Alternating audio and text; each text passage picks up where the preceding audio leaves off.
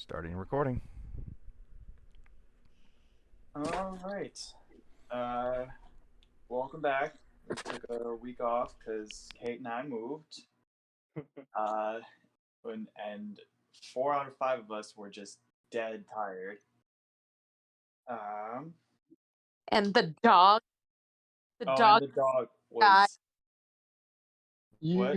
Yes. you, The dog went through you, hell. you see 4 out of 5, but there was 4 there.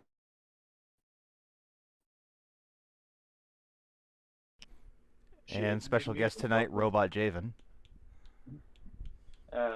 He's. We'll let him figure that out. But yeah, we are now doing the first session of Kate and I at our new apartment. Hooray! So last week, we started with our level ups.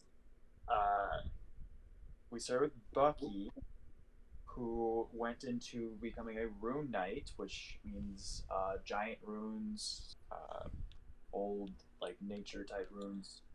But to write the runes on his, basically he performed blood magic to activate his runes, and we'll see how that works out. Bernard then had a small conversation uh, with someone after trying to get away from it all after a bad time, just having a rough time.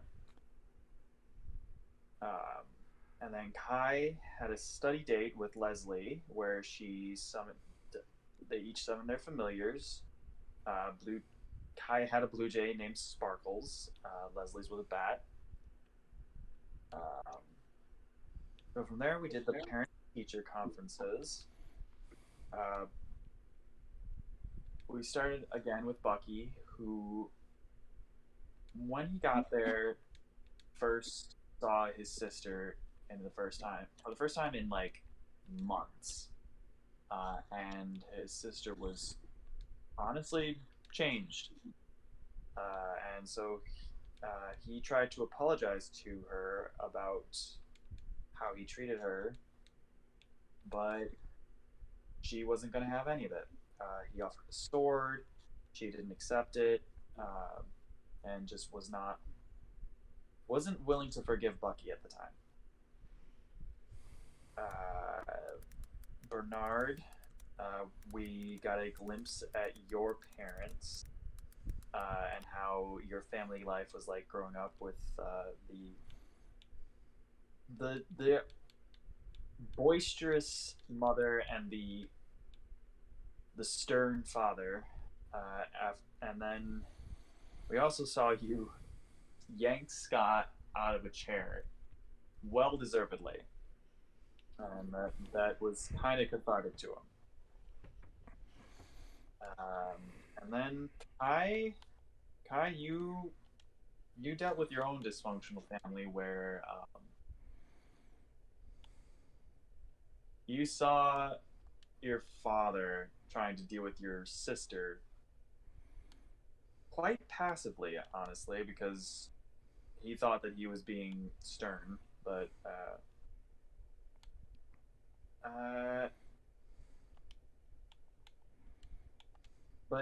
each person who went through their parent teacher conference were kind of questioned about past incidences with like the frogs.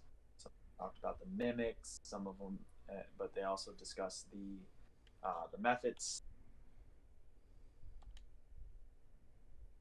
and it was kind of it seemed like they were trying to figure out what exactly happened there. But that's where we wrapped up. So for tonight, we're gonna go real quick to someone who wasn't able to join us last time, Cedric, with Alexis Alexi, we discussed before the recording that your level up is a very simple one, and so essentially what happens is you're after your exams, you go back to your room, you're sitting there studying, you're kind of a mist comes up around you, and you're just nothing really happens. You're just kind of in the mist, soaking up its magic, and you just get a little bit more magical. Mm-hmm. But as far as your parent-teacher conference, you have a bit of a unique situation, whereas you don't actually one, you don't have access to your home realm directly. No, thank goodness. Two, does Alexi actually have living parents that he would be aware of, or at least maybe like a parent figure back in Ravenloft? He has the butcher who was his kind of teacher, but that's more of a business relationship, not an actual like Yeah, emotional mentorship. yeah. So for that kind of situation where someone is attending Strixhaven with no real parents to have the parent teacher conference or home to go to, you're kind of at the you're kind of under the care of the college itself, which Mhm. is a what did I decide to call it anything, or did I just I think it was more like a scholarship. yeah, it's kind of a scholarship where it allows those who want to leave situations like yours or like just bad situations in general to be able to get the education they need to get out of it. Mm-hmm. So long as you have the room or the grades to support that, which you do. You've been passing your exams so far, um, but that leaves the fact that you would have to do some sort of conference just to kind of make sure you are, I guess, more or less behaving. Yes, behaving. That's what Alexi does. Um, so you have a meeting with the discipline professor named Professor Nils, Mhm. who we did introduce last session. He was the one that I had her parent teacher conference with. Um, he's a middle aged human male with dark dark tan skin, darker hair with that's kind of salt and peppery with a little bit more salt than pepper. Um, uh, and a short beard, and he's dressed very formally without, but no like actual jacket. But he's got like a vest, button up, a tie. His button up is rolled up, like his sleeves are rolled up, and you can see like various different runes, magical sigils, all these different like not like tattoos that would go that are going up his arms, but they don't exactly match each other. So they're you can tell there's stuff that were put on individually to serve a specific purpose. All right. So yeah, this is Professor Nils. He's the one that's overlooking, one of the ones that is handling the students in your situation. It's like, uh, all right, well, welcome, Alexei Karsonov. Okay. Thank you for coming in today. We're here to discuss, well, what's been happening so far with your time here at Strixhaven. Tell me, how's things been going? How do you feel about the school? The school itself has promise. There are simply some things that might give pause. How so? I believe I have been attacked more at this school than I have ever in Ravenloft. you see him kind of go a little bit wide-eyed, look down at your file, and is like, "Hmm. All right. Ravenloft. Yeah. Well, that is concerning that we are more dangerous than Ravenloft. Um, well, uh, let's talk about those incidents. It says here there was, while no official report was filed, you were involved in an incident with a mimic on the first day with in the biblioplex with a few other students. Walk me through that. What happened there? There is really not much to tell. I happened to be walking with a group of people who became my friends, and honestly, Mimic just walked out of the door and attacked. All right. I, that is very odd. Anything strange about this mimic? Anything unique? Besides it not having teeth, Hmm. Yeah, I mean, we really couldn't recover much after you guys took it out. Seeing as it was smashed. Assuming by I'm not assuming by you, but from what the report says, it was an owlin. yes, that would be Bernard. Yes, so the Mimic was very mobile.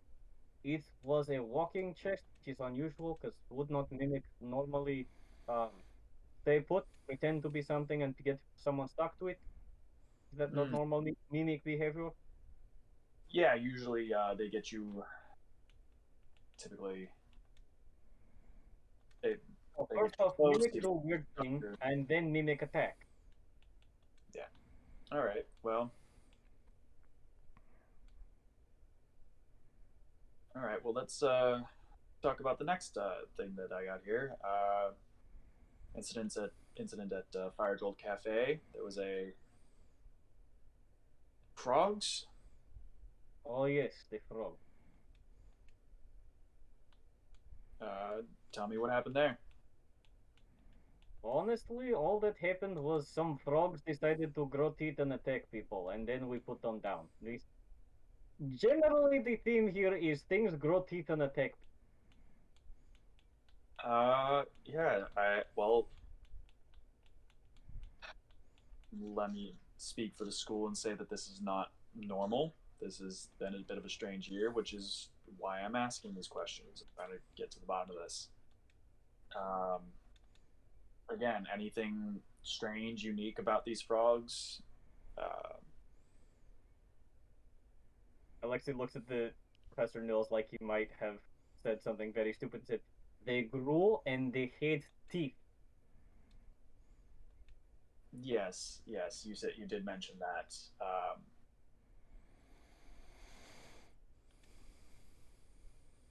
Well, can you tell me how they got there? Were they? They were brought in by some other students. We were literally just invited to watch, and then they started biting. Do you know which students? Honestly, I cannot remember. Hmm.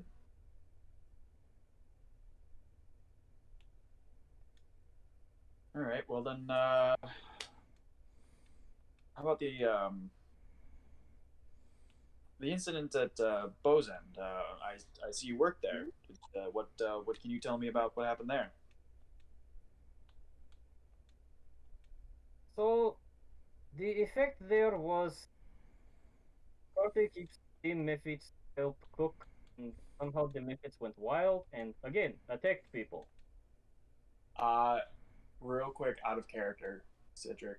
The methods don't actually help cook. They are not a No, I normal thought thing. she okay. I thought she had those No, normally, so they just manifested. they just manifested out of the kind of the steam out of that the food itself produces. Glorious. Okay, thank you for clarifying. Yep. So yes, once more, thing summon, bad thing happen, attack, friends kill, the end. Mm. Well, so here's the thing, Lexi. I'm gonna be honest. These, obviously, these are very strange and unique incidences. And while, well, like I said earlier, this is not something that normally happens. While we do have the occasional accidents, they are usually pretty well contained within the colleges themselves or within the, well, there are certain steps to be taken to contain magic such as this. But this was unpredictable, wild, seeming more like someone caused them. Um, is that a? Would you say that's a fair assessment? If you say these are unusual incidents, especially for a school known for magical experiments, then I am going to take your word for it. However, I will say that this is a quite an unusual circumstance. Yeah. So we have three very unique circumstances happen. And the thing is, there's, as far as my investigations can uncover, only four things that connect the three instances. And that is you and your friends.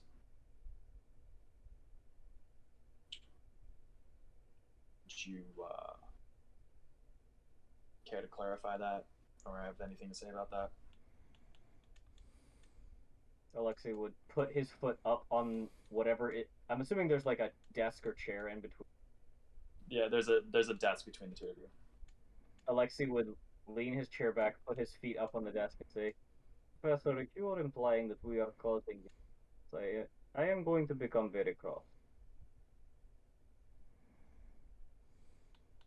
I don't know. I understand that this is accusatory, but you can understand my predicament here. Either you four know something, or you four are causing these. And I need to know if it's the former and figure out what you know, so I can put a stop to it. Or if it's the latter and I need to take disciplinary action against the four of you.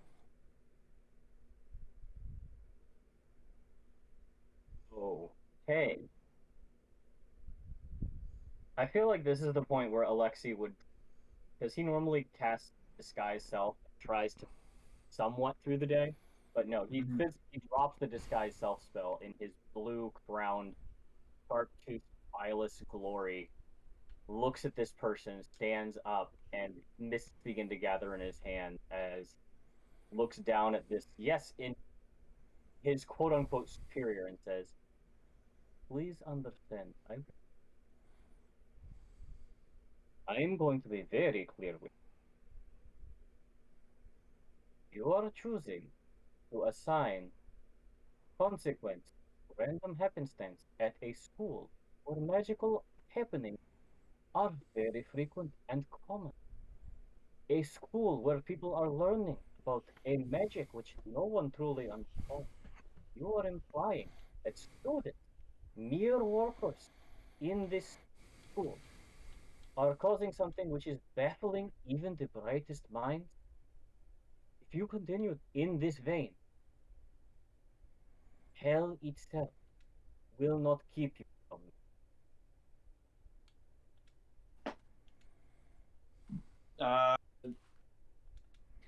Roll me an intimidation check.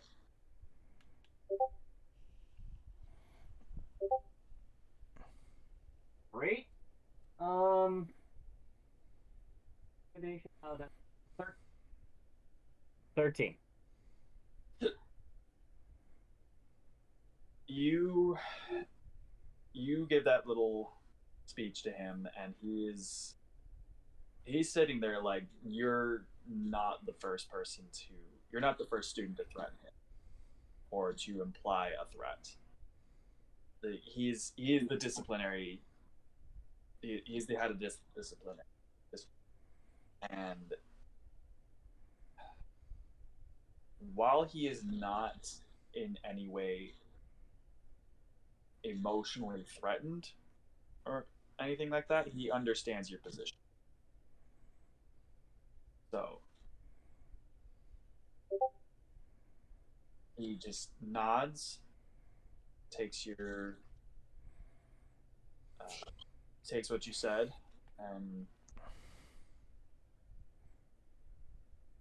all right, Mr. Krasnov. I understand that what I'm asking isn't exactly easy to swallow, but let me assure you, I don't want to. I don't want to kick you out as much as you don't want to be kicked out. But I do need to make sure that this doesn't happen again. All I'm trying to do.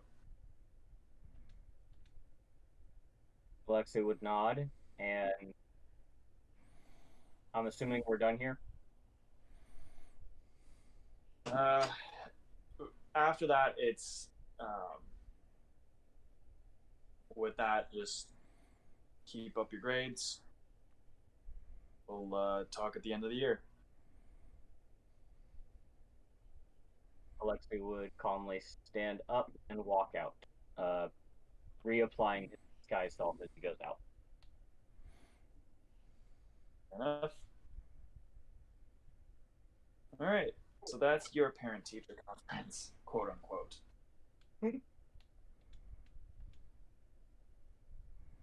Yes, parent-teacher conference.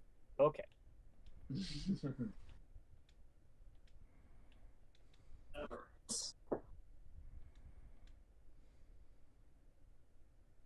Next, we're going to go to Bernard. Hello. So Bernard,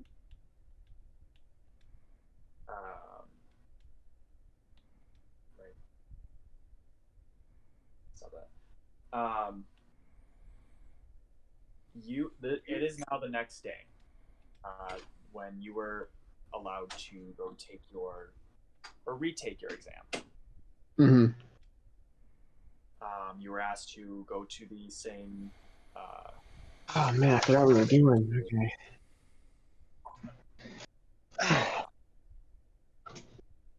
But essentially, you will be taking the same test again.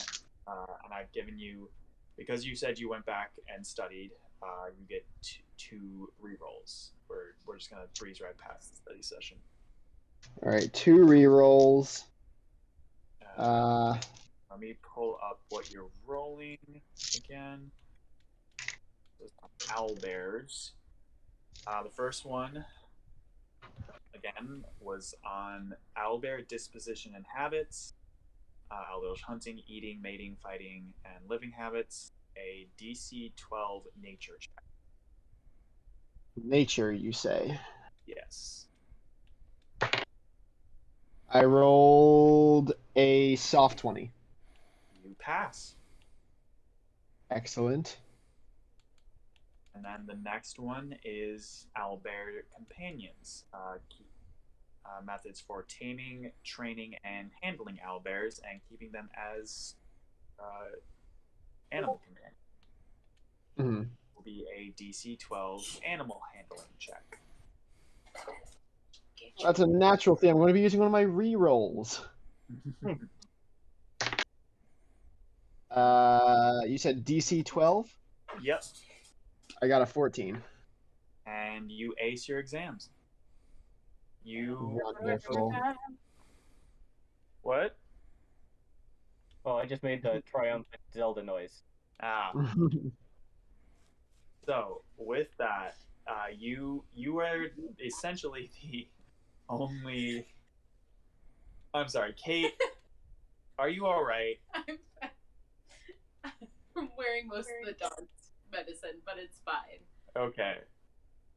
Sorry, Kate had to come into the room to give the dog his medicine, but apparently it sprayed all over the place.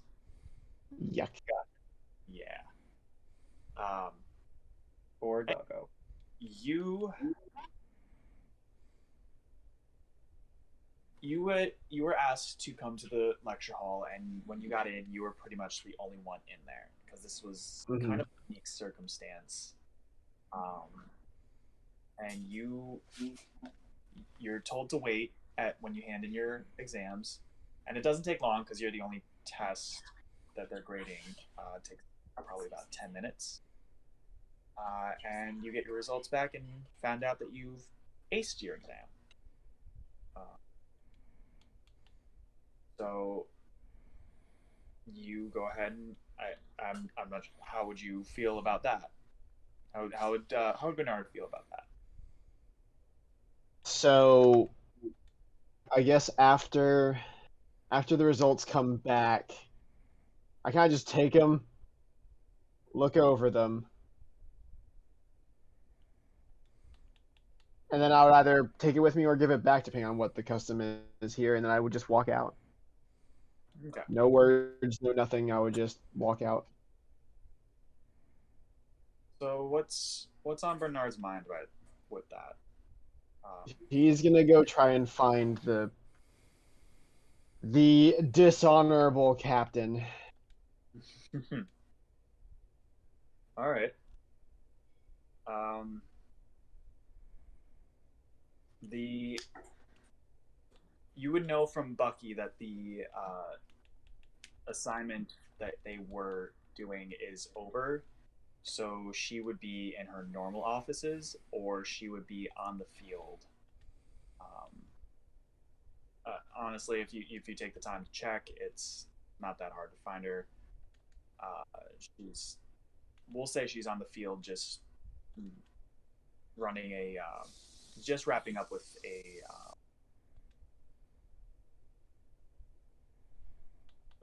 what were you in? You were in basic combat. With her, I was in yeah, basic combat.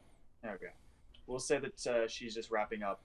Um, the basic combat is kind of a big class, so it's broken up into multiple, like basic combat A, basic combat B, and so she's wrapping up the opposite your class and starting to walk off the field. I would have waited in at like in front of, if not in the sort of corridor that she would have to walk down to go back to wherever she usually goes after Yeah, she would head back to after she'd head to the faculty locker rooms just to kind of clean up, but yeah. So I would wait in front of that basically. okay. Yeah, she rounds the corner, comes up. Oh, uh, Bernard, Mr. Bernard. Um, and she kind of checks a timepiece that she has. Did you decide to take that, retake your exam? I just look up at her and go, "What are you playing at?" She has a momentarily shocked look, like a surprised look on her face, where it's just, oh, um, straight to the point, I suppose.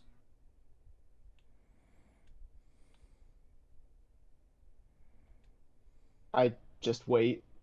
Uh, well, I believe you read. I don't suppose you read the letter I wrote. I didn't write a recommendation allow you to take the exam again, seeing as how I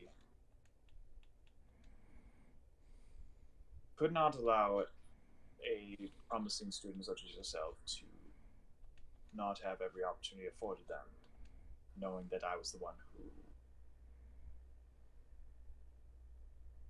prevented such a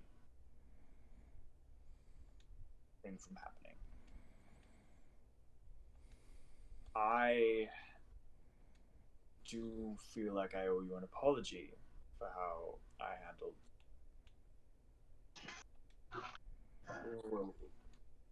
we'll call it the Dapple Wing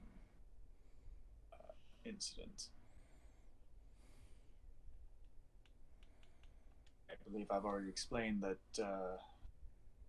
I was enforcing an assignment to the best of my ability, but I don't believe I ever explained how that was also supposed to be a lesson for you.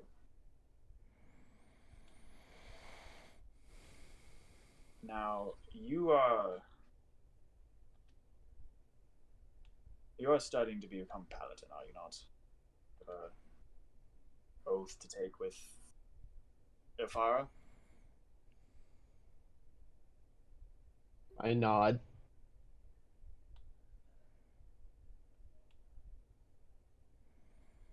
Very, very noble.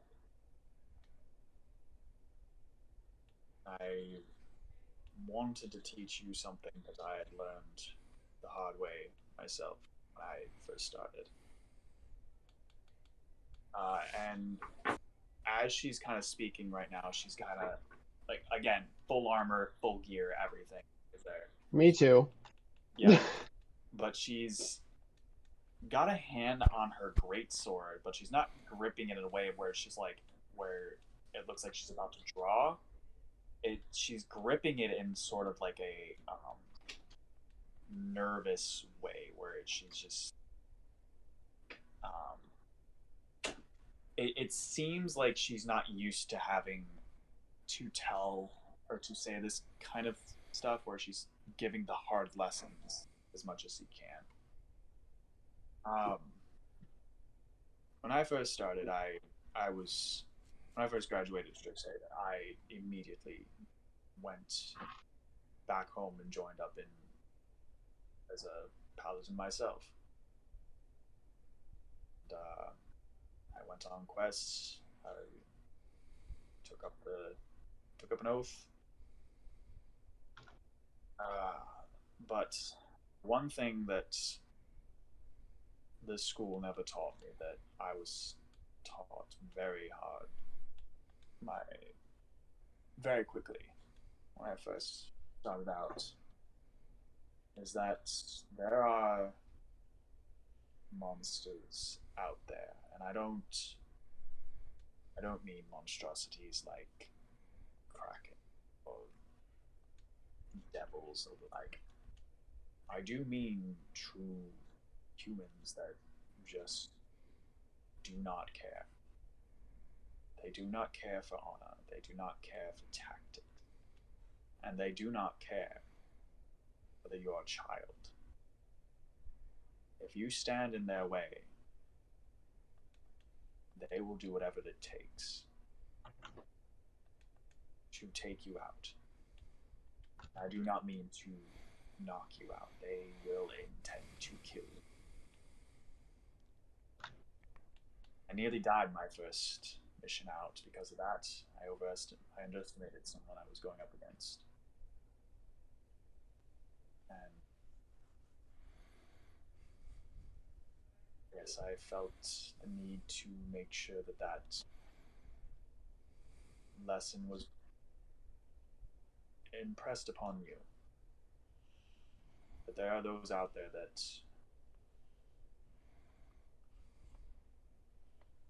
will not care for your opinions of them.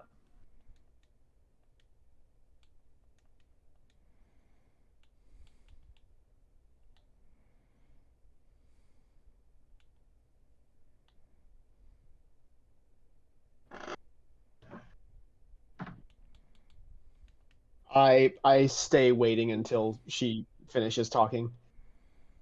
Yeah, it does seem like she's kind of done for the moment. She's kind of waiting for how you feel about that response.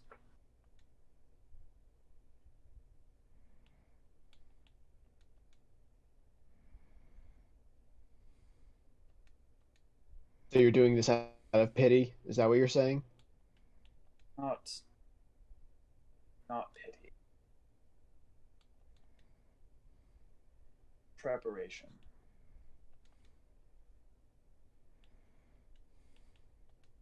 You're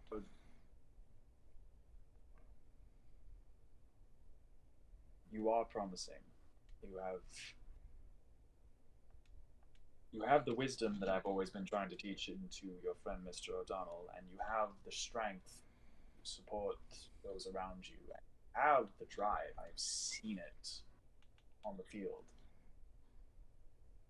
You have the potential to be great. And I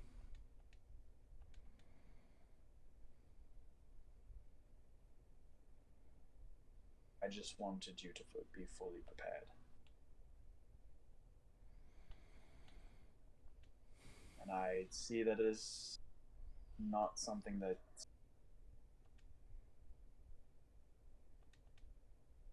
I think is my place to teach that lesson.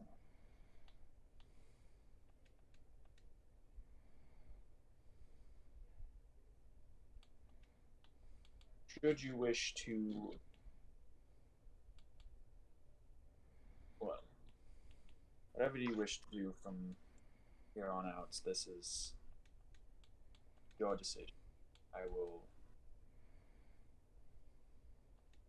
if you wish to no longer be a part of my classes, to no longer be a part of the... I interrupt her and I extend my hand. She stands there for a good second. Again, same look of surprise she had on her face before, but this time, like, she honestly didn't think that that her words were going to work. And then slowly takes your hand as well. As she takes it, I grip it harder and pull her closer to my level. Just as sort of like a surprise thing. Mm-hmm. I bring her closer in, and I go, full transparency.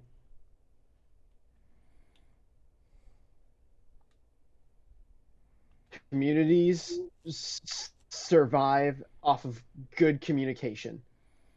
If you're teaching, then tell me. If it's for real, you tell me.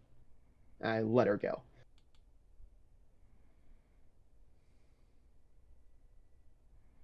She still has the look of shock as she backs away. More of like the fact that you, as student, just taught her a lesson. Well, that's fair enough, Mr.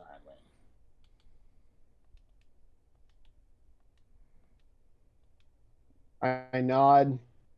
I turn around to leave, and before I leave her office, or before I leave this area that we're in, because we're just outside basically. Yeah, you were on. She was on the way to, like I said, the faculty locker room. Yeah. You were just standing in the big So hall. yeah, so all of this happened in very little. Well, I guess no real students would be in here. I No. guess it's a pretty vacant hallway. But as I turn and just go to leave, I get like maybe like 15, 20 feet away. I look behind me and I just go, and thanks for the redo, and then I continue walking away. He doesn't say anything. Only expect her to. Yep. All right.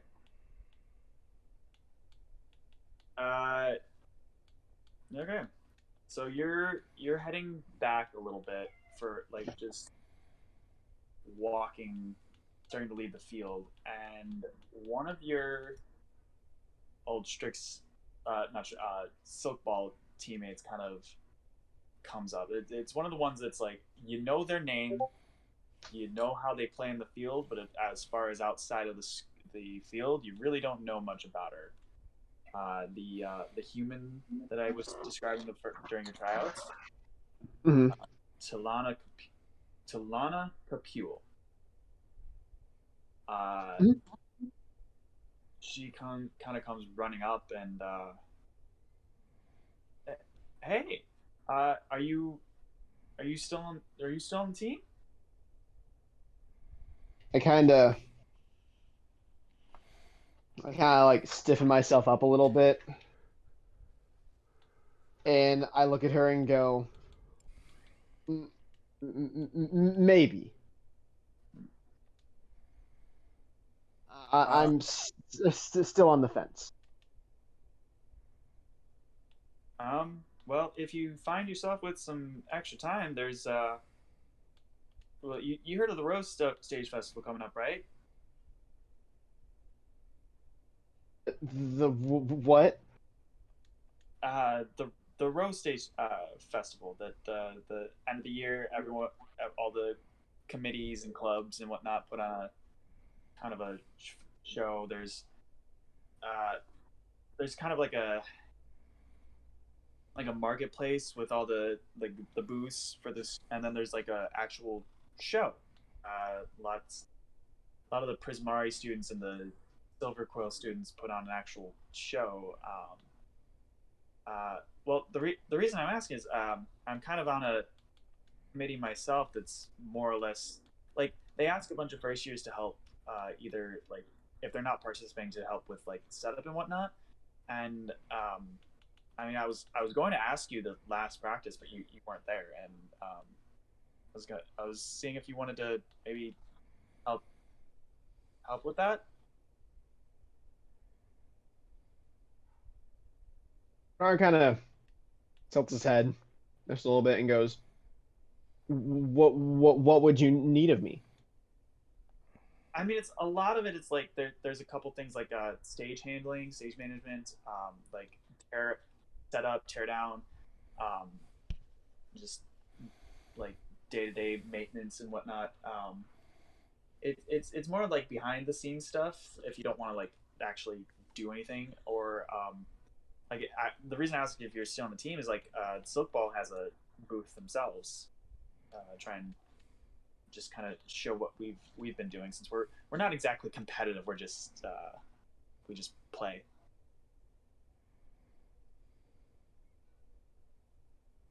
I mean, like And we're like goes, sure we're competitive like ourselves, but like we don't like compete against schools or anything.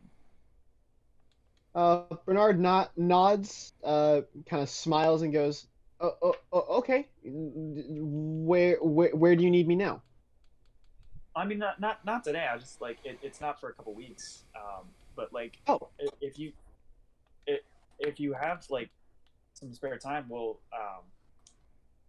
just the committees are all going to meet at the Bows End for just kind of get some food and talk about how things are going to set up, where everything, like where to best put the marketplace. And but it, like yeah, if you have anyone who isn't, if you know anyone that else that's not part of any other committee that wants to help out, just bring them along.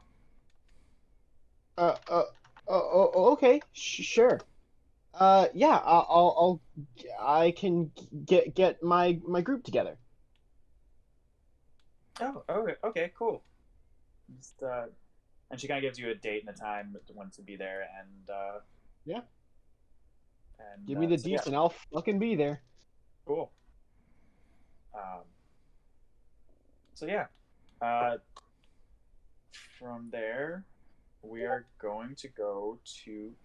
But yes, before we skip, the Rose Stage Festival, people will have started hearing about it. Is like I said, it's a end of the year festival. The uh, all the clubs like all the extracurriculars will kind of be putting on displays for their individual extracurricular activities. Certain students will be putting like all the fourth years will be putting on a display of their final projects or whatnot to kind of as a not really graduation thing, but like a like this is what I've done with my time here kind of thing. And the like I said, it's gonna be held on Silver Quill campus because there's a stage there called the Rose Stage, that and hence why it's called Rose Stage Festival. Um, and so it Excellent. also includes a bunch of performances, like a bunch of plays, bands, music and whatnot, stuff like that.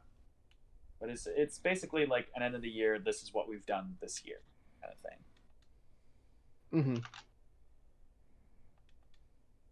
But yeah, that's everyone will have started hearing about that. Cool. So it's become more Now- commonplace. Yeah. Now we are going to jump. I do apologize, but Kate, are you good?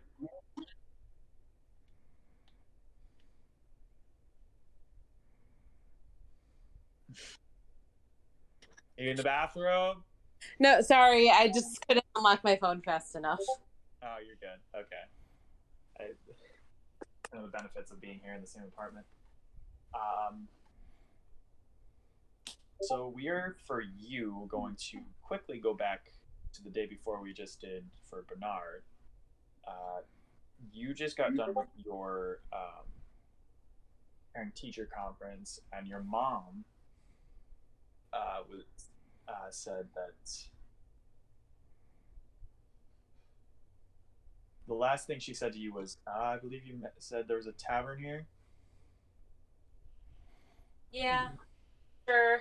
Dre's already there. Yes. Well, I know how that is. So, how about we go find her? Sounds good. And she lets you lead her to the tavern, where you do end up finding Andraste just kind of sitting at the bar. As you're leaving, your father is still sitting outside of the office. He's no longer standing, but he is sitting, waiting for Andraste to come back, and your mother just completely ignores him.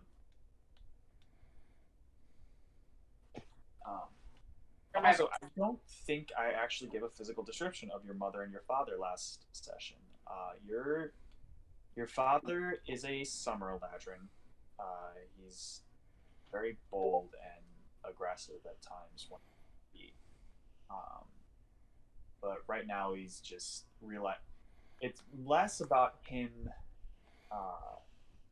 being stupid and more about him realizing he's lost an argument but not giving up on the argument, and so he doesn't know what to do anymore. But your mother is a winter ladron. Now winter ladron tend to be a little bit more not sad per se, but they just tend to not be exactly in the greatest of elevated moods. So take that how you will about your mother, but as far as you have known her, she's always been winter.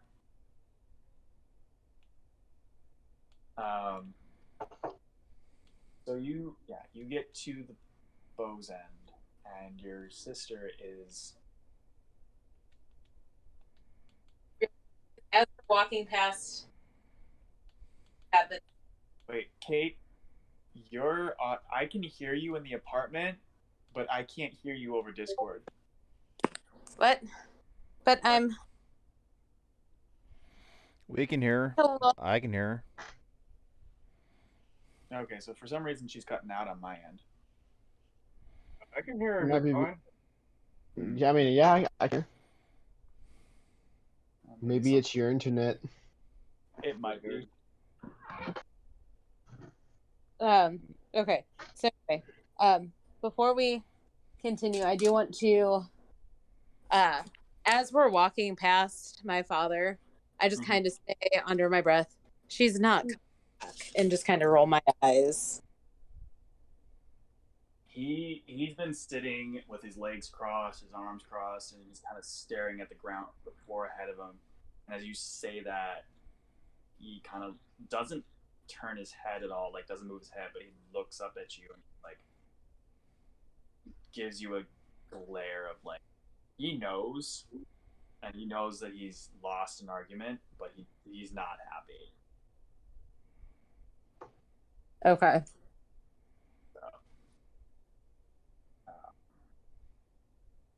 which your mother kind of notices this and just kind of like puts a hand on like and on your back and just kind of like just leave him, let him stew. Oh no, I was going to let him do. I don't know.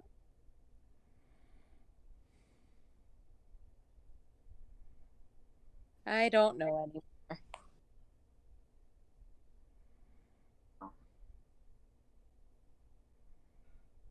There's a lot there that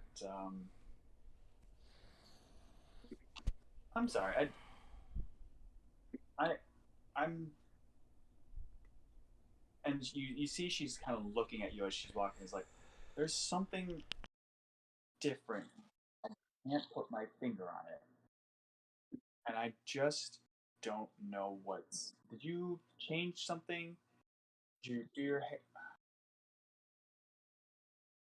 Were you always spring? Like, were you always this kind of color?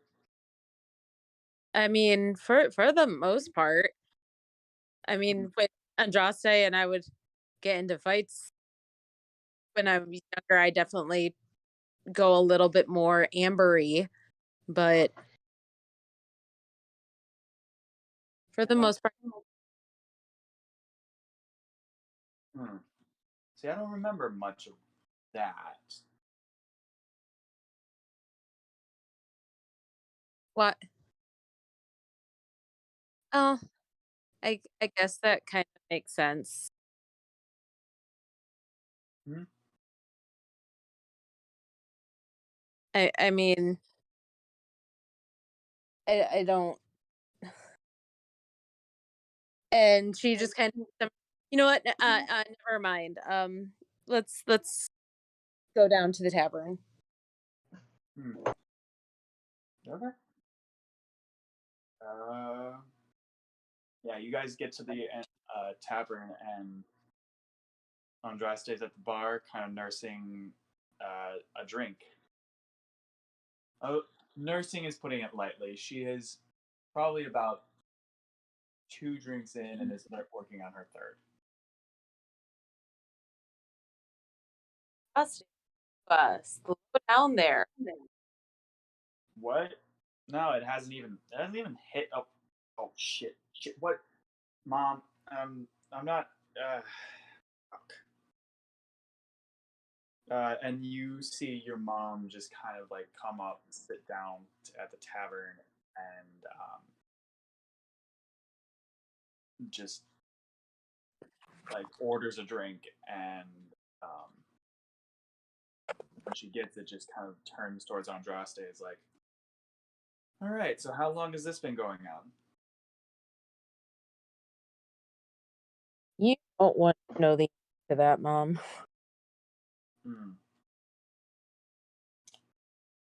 Has this been going on at home? I just at that kind of like look away, dig through, and maybe try to find a book to kind of open because I'm like, No, no, young lady, you're part of this conversation. I'm not doing, but No, I'm realizing that I've given the two of you a little bit too much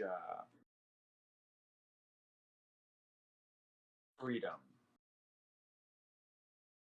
Now, Kai, you look like you're turning out fine. So maybe I don't need to.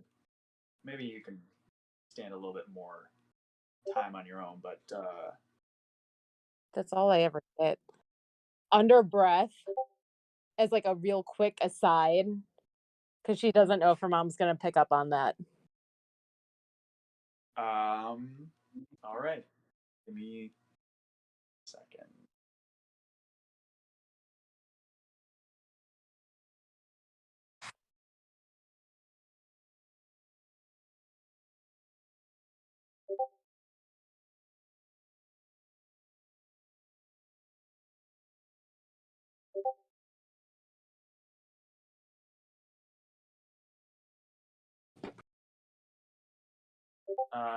Yeah, she doesn't seem to react because she's more concerned about her other daughter drinking a lot. Is like, so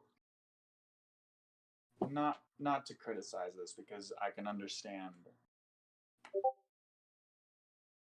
the want to get a drink. Um,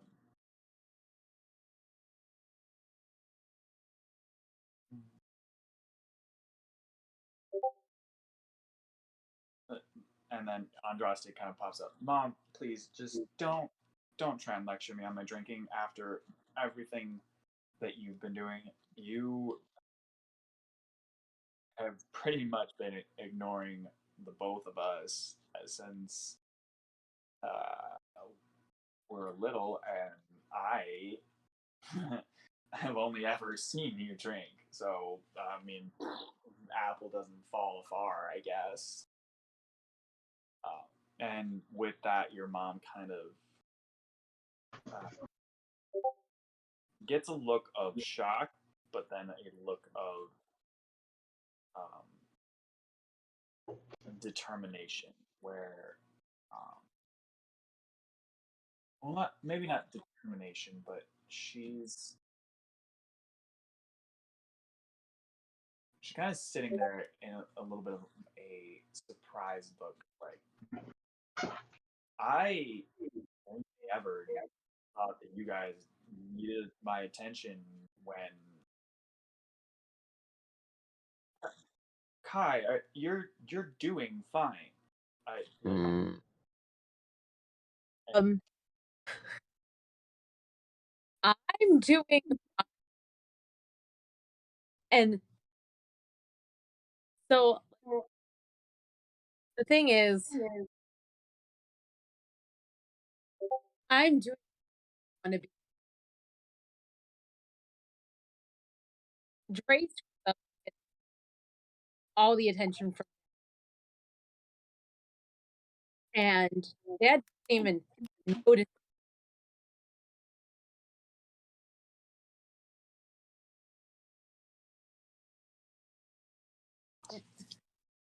You can't hear me at all.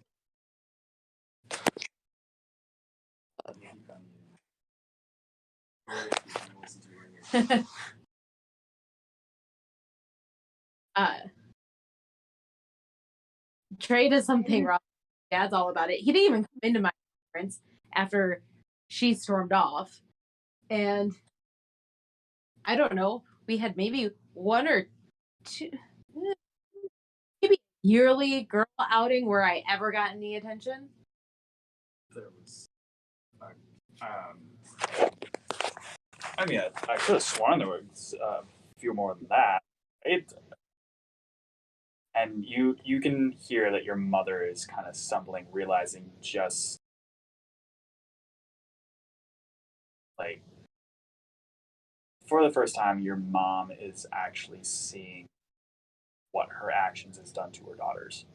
One is starting to break down, and the other is starting to drink heavily.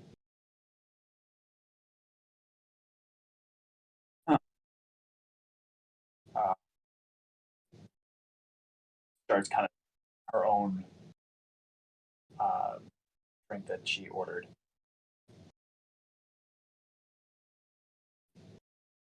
I'm gonna say this nicely as possible. Do you really think drinking right now is the answer?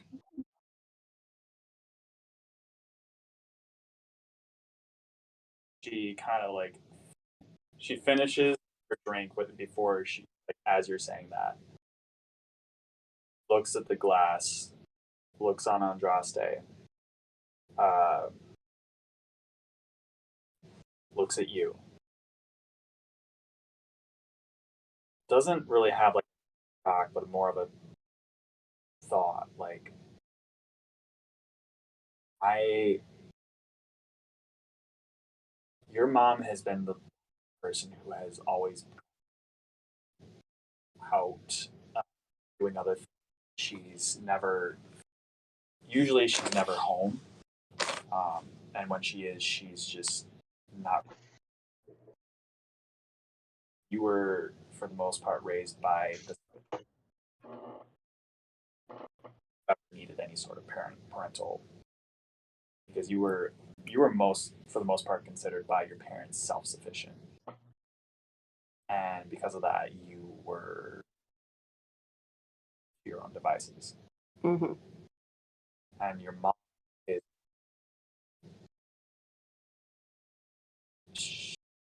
if you could be in her mind, um, she'd be trying to go back through all the time you have spent together and realizing that there are not, and there aren't,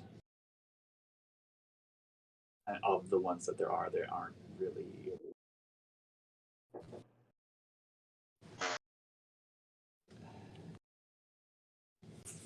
She just sits there and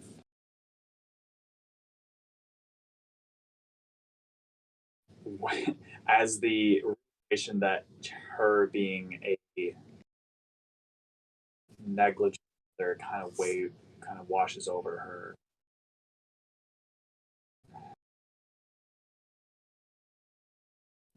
I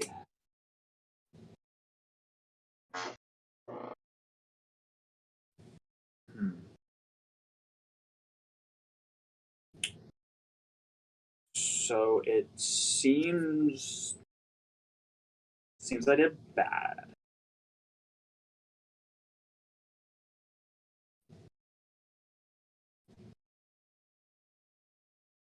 And you can also imagine start to feel the atmosphere starting to chill. You means as an the winter side of it, and because it, instability is kind of depressing. So you just feel her atmosphere kind of getting colder, and if you look for Coste, she's just like she's not even paying attention. She doesn't look like she wants to hear this. But how does Kai feel about it?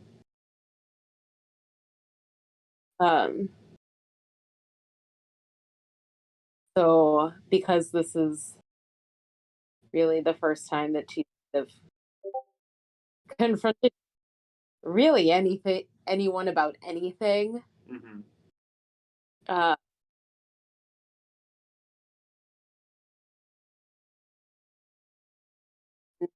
the need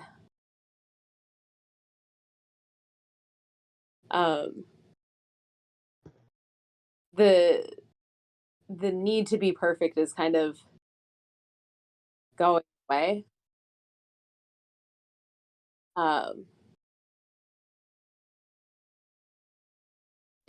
But because she's kind of instilled that she needs to be perfect,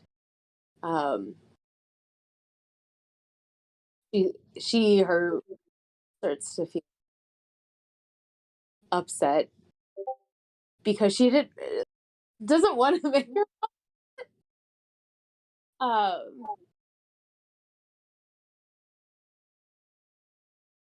but it's definitely like it was definitely needed and so she's her green is becoming much pale,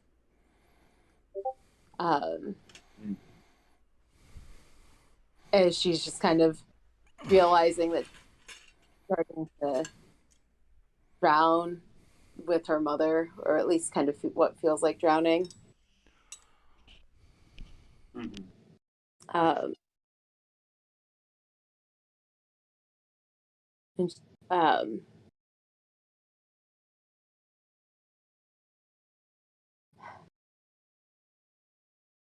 Kai takes a deep breath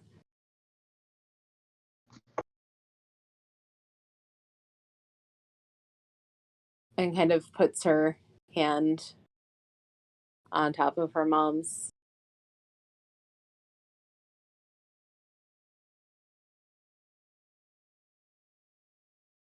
No one needs a perfect parent, but they need somebody to be present.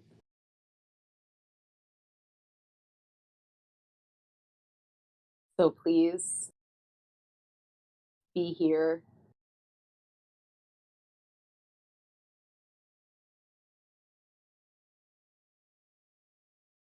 Your mom. You put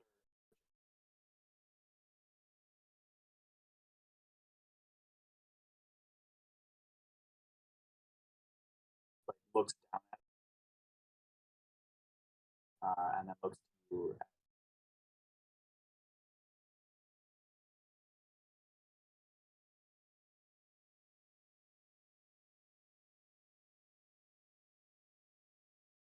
She, you can honestly see that her eyes are kind of up.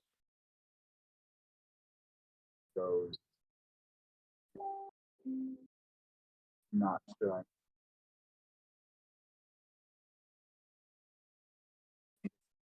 Try.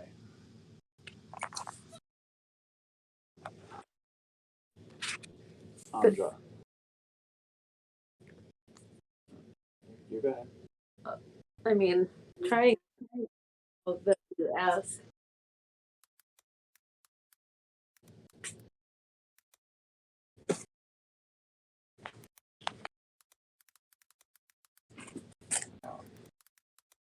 She just grips your hand. Well, I can certainly say that I wasn't expecting this. Andraste, you seem to be a bit quiet over there. And if you looked over to her, she's sitting there nursing a drink, but she's kind of like that angry, like angry sad, where she is hearing what she needs to hear, Mm-hmm. but she's not accepting the whole like, oh, now I'm gonna start. And so she's just. I mean, it's you want to finally start giving a shit. Sure, why not? And your mom just kind of smiles like, I'll take it. And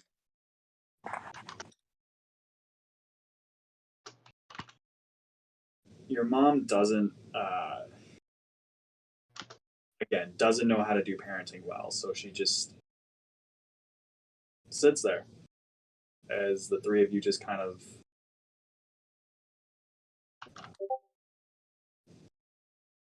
her mother and daughter.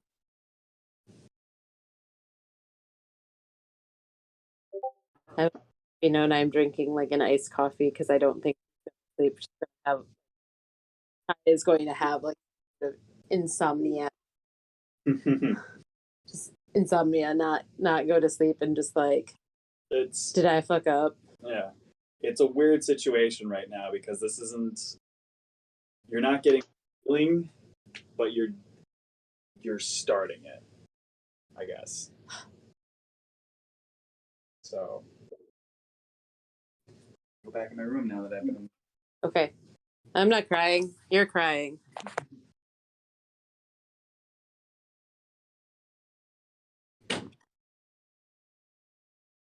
So anytime Kate, you and I have to do a scene, apparently I have to go into the room with you because I can't hear you on my end. Okay. So, let's see, what else? What time is it? Not what I want. Oh, gee. All right. So those are that. So now we are going to go to Bucky. Bucky, well, Geo, as we discussed, there was a bit of a thing that happened last session that we said we're going to deal with. But after your level up and after your parent-teacher conferences, you are summoned to. Um, this is a couple days after everything's kind of the exams are settled down. Everyone's starting to talk about the Rose Stage Festival, getting ready. People are like looking for volunteers for like just management of it, set up, tear down, day of management. Um, and you are asked to join Captain Holly in her office, like her proper office, not the one that she had in Dapplewing Manor. This one is it's the same building that you had your parent-teacher conferences in, but it's a different floor, and this is there's not as many people around, but her proper office is in the same building. It's kind of the same layout. It's a smaller room. There's a desk. There's shelves along the sides, some pictures, whatnot. But there's a lot more personal stuff in this. Like this is, you can tell that this is her actual office. And so you enter the office and go to appointment.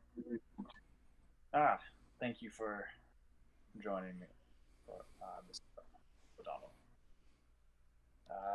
So, I think it's time to start your training. What,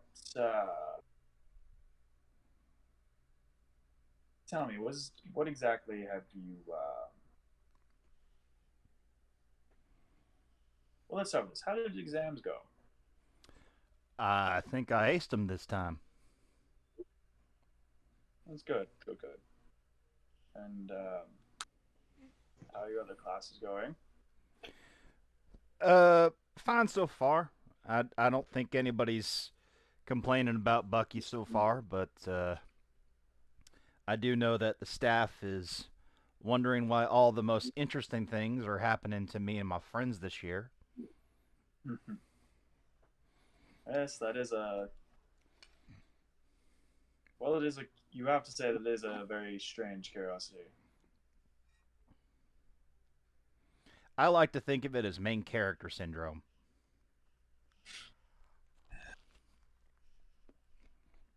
Well, one would have to actually think that they're a main character for that to happen. No less than my father thought of himself. Mm-hmm. Yes. Quite. Now, as your mentor, I believe it's be a good gauge to actually get your skill in combat. So let's head down to the field and do a bit of a spar. Not with me. I don't think I don't think you're up for it yet. But we'll find someone else too. And so you head down to the combat field,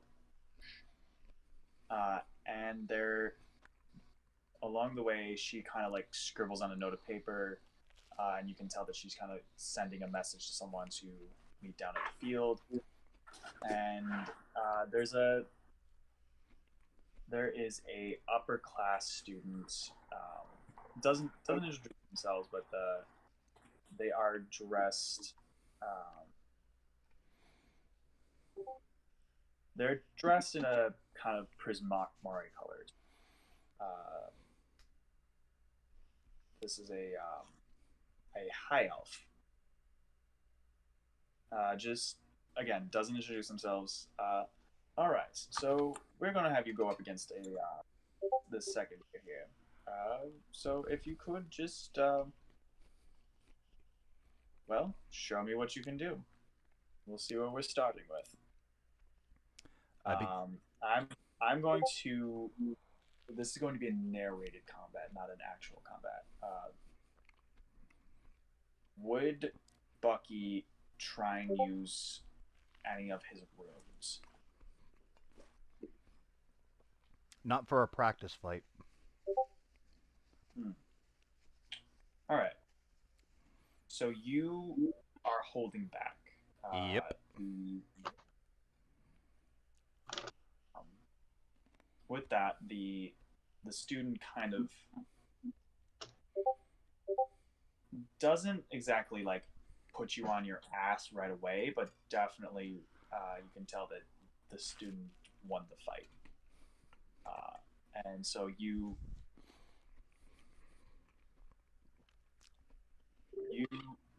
would the holding back be a out of like, oh, I don't want to hurt this person, or would the holding back be a, oh, I'm going to stay back to gauge what this person does? The holding back would be not having tried the runes in a controlled environment, something where he knows what the outcome will be regardless. He doesn't feel comfortable using the runes because he's only just applied them. He doesn't really know how they're going to work or if he can control them. He doesn't feel Okay. he doesn't feel like it's safe to do so. He's not holding back because he doesn't want to win. He's holding back because he doesn't know if he can, not hurt person. Okay. Um. Yes. Okay. So you are fighting. Uh, you are fighting this second year, and the second year kind of. You can feel that you're getting a little bit tired faster, and this student doesn't seem to be even remotely winded. And Captain is kind of picking up on this and is like, don't hold back, Mr. O'Donnell. This is a test. I want to see your full breadth of your ability.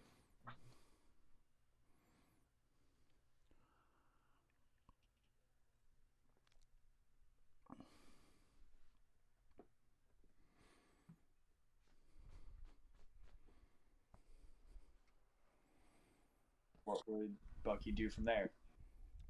Still wouldn't use the rune.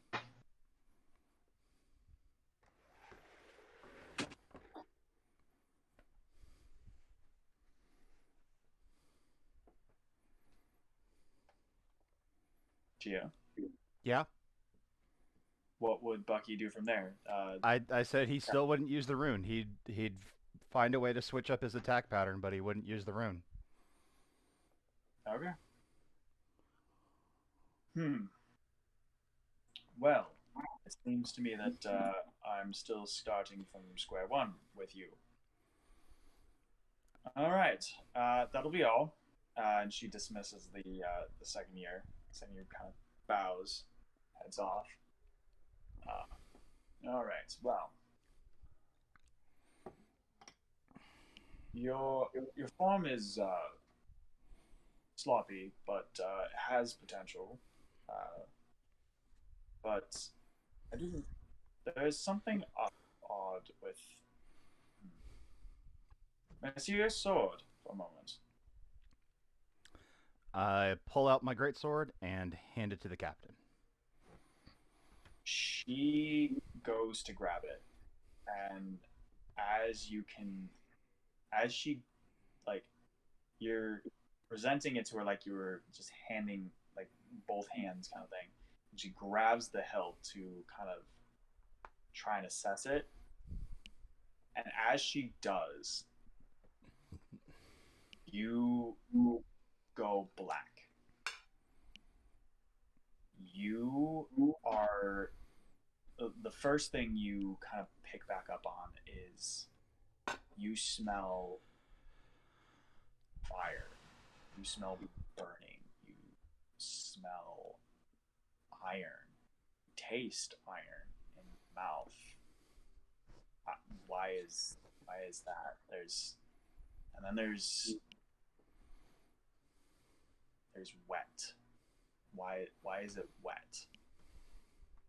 But it's warm. It's not cold like water.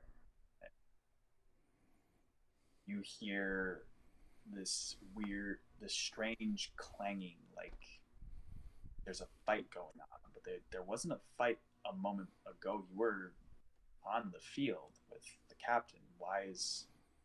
Who is fighting? And then you hear shouting and just the roar of anger and rage. And for some reason, you feel angry. Like, you don't know why, but you feel anger itself. Like, for no reason other than to fuel yourself. And then as your vision kind of comes back up, you see this feel like first thing you notice the sky is completely red. There are dark clouds hanging overhead and this orangish glow in front of you, and there are fires spread about around you. You're in this vast open plain, mountains in the far distance, and then you kind of see that it's a bit of a rough terrain, but as you kind of focus more on the ground in front of you, you realize you are not standing on ground. You are standing on bodies. Thousands, millions of bodies just laid out. And you are looking around and you start kind of looking in different directions. You see nothing, but then you see this hulking silhouette in the distance, horned, huge muscles, and it turns around and it's got the head of a cow. It notices you and moves with this unnatural movement of like it was hundreds of feet away, and then all of a sudden it is looming over you, just enormous. Well, seems that another fool has tried to use my power. Tell me, what's your name, boy? As defiant as one can be in a realm that is definitely not where they were, and as much bravery as one can muster when one knows that they are outclassed and has messed with something they shouldn't have. My name is Bucky.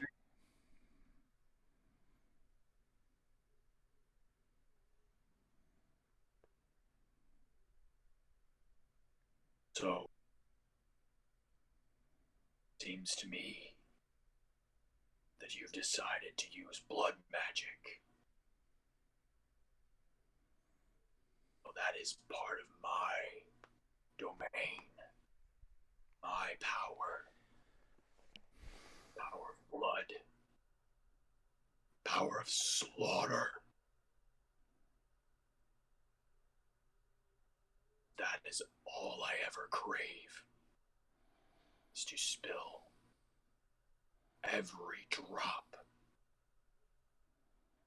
Now tell me, why shouldn't I do the same to you right now?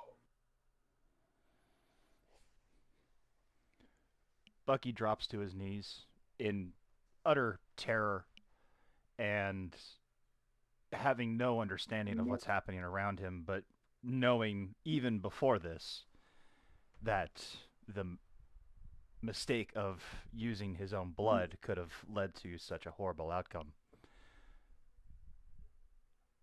I I don't know.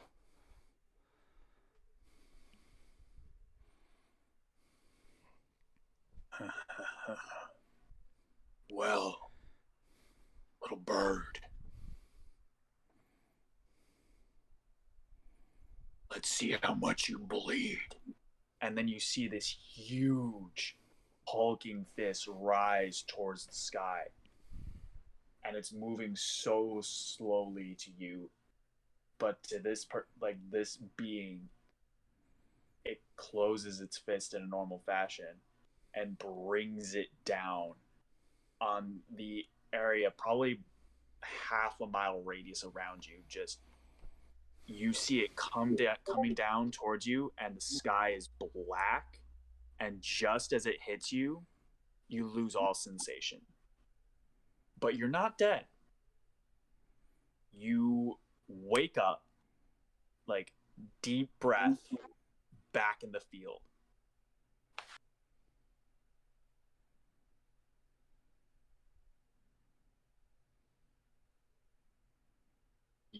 You're standing there. Clearly, you can tell that a little time has passed. But you see Captain Honnelly standing over you, a concerned look on her face.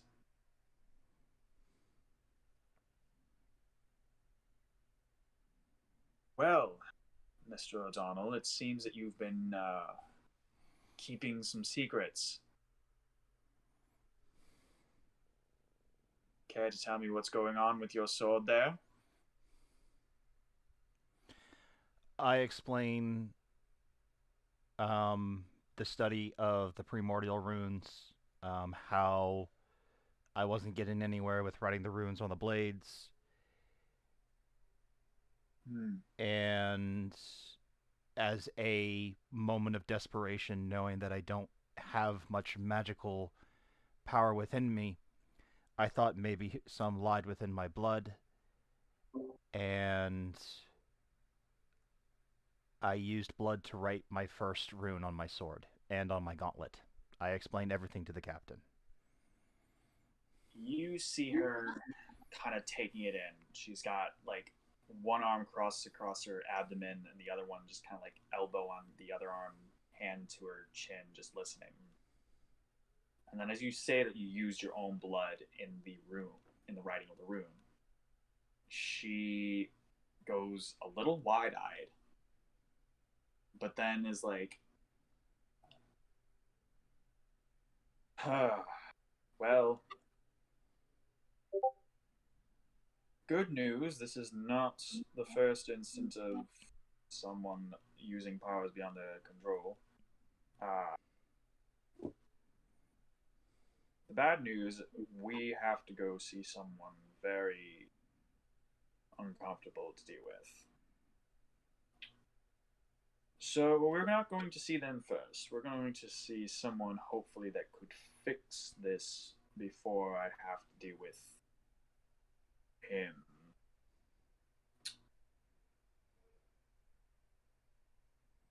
All right, come with me.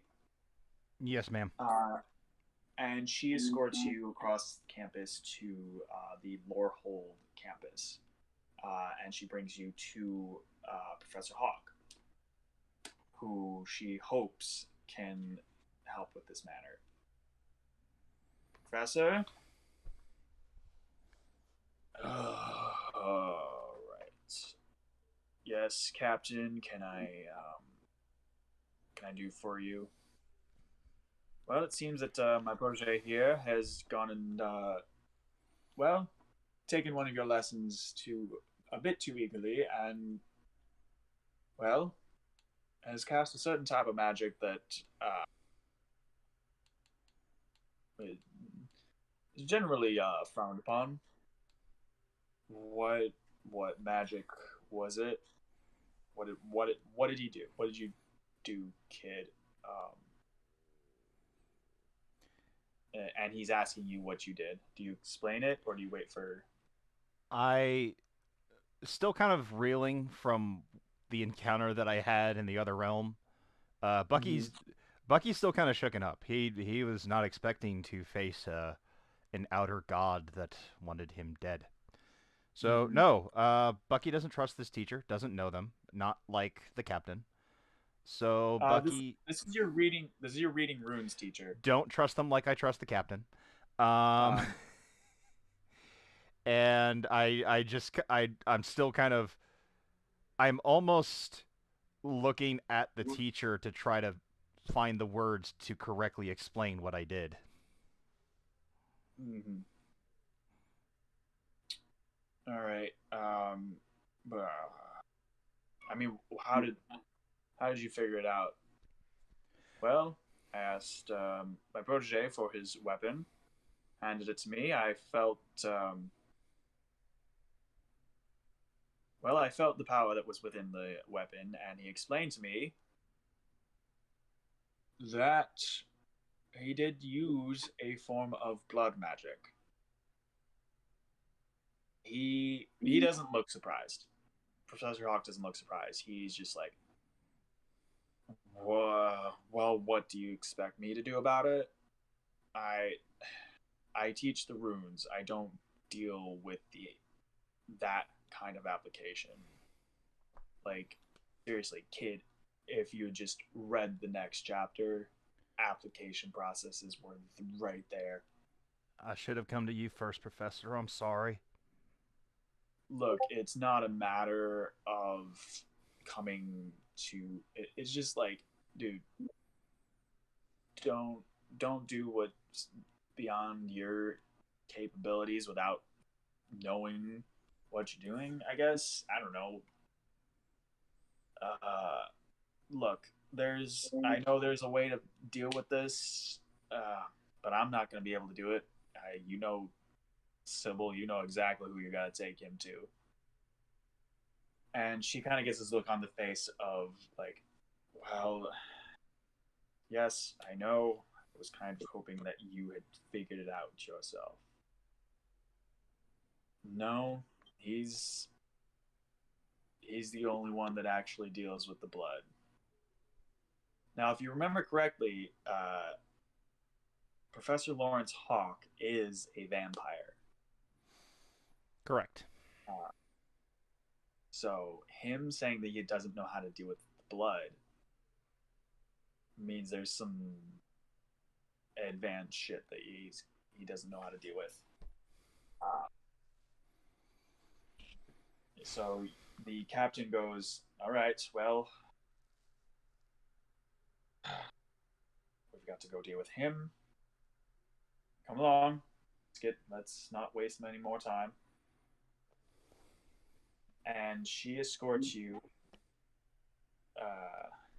This time you take one of like it's a faster way of traveling, but it's like it's only for it's not for first years without supervision. It's the you take the tram all the way across the. It's not a tram, but it's a mechanical horse-drawn carriage thing that reduces time for students who can go from campus to campus. In other words, students who are not first years.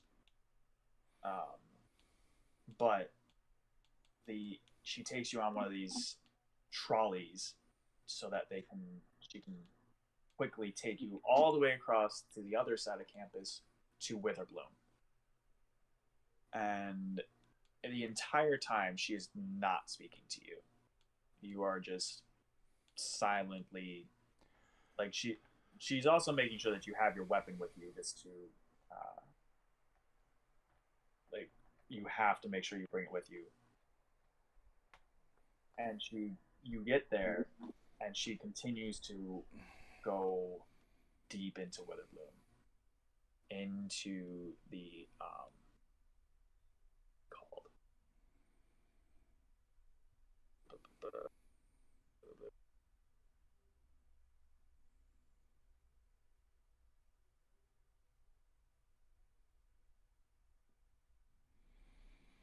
is it? Sedgemoor, the Sedgemoor Swamps. The students would know rumors about Sedgemoor Swamps being kind of like they're haunted, dangerous, never go in there. And she's escorting you directly into Sedgemoor. But you don't go far. Um, there's kind of a shack that looks like it's been there for a long time. It's kind of built into a tree that like it looks like the tree itself, like the tree is very old itself, but it looks like it grew around this hut. Like the hut was there first, and this hut, you can hear kind of a little bit of just a small amount of activity, like someone is making something in there, and you hear or you see the captain just walk up to the door and she knocks on the door, and opening the door is a humanoid, but looks physically a little bit like there's physical similarities between this person and Professor Hawk, and in that this person also is a vampire. Captain, what brings you to me on board? Valentine, I seem to have a apprentice situation. Don't deal with the students unless they. No. I do believe this is your area of your expertise, having to do with, well, the forbidden magics that you put you out here. You come talk me about the blood. All right, won't you say so? Come on in, come on in. And if you will excuse me, he escorts you in, and it is this hut is crowded. There's barely room for you to move around as the large bird that you are. But this one person who the captain introduced, but Mr. O'Donnell, this is Dean Valentine. He is a sangromancer who should be able to help you with your unique situation for the moment. All right, so tell me, boy, what is it that you've done? What you making now? I pull out the sword, still very much at a loss for words, especially considering where I am. I pull out the sword. I show the Islander vampire the rune on the sword. I made this out of blood. You tried casting the blood magic. Tell me, you've been talking to them you've been talking to them lords yet? I think I saw one. I don't think it necessarily talked. More like it wanted to see me dead. Well, tell me about it. Which one was it? He was quite large, looked like a cow. Said all he wanted was to see blood and to drink it. You see this person. You see Valentine kind of get this look on his face of just like, of all the lords that you could ever get sent of, you picked the worst one of them, boyo. I didn't pick, it just happened. Fair enough, but you know what? You're the one that cast the blood magic. I didn't know So, what I was doing. and that's what most people say. So, I can tell you that the lord that you got in touch with was Mois, god of the slaughter. He, you don't take you getting his attention very lightly. Either it's going to use you or kill you. Either way is bad.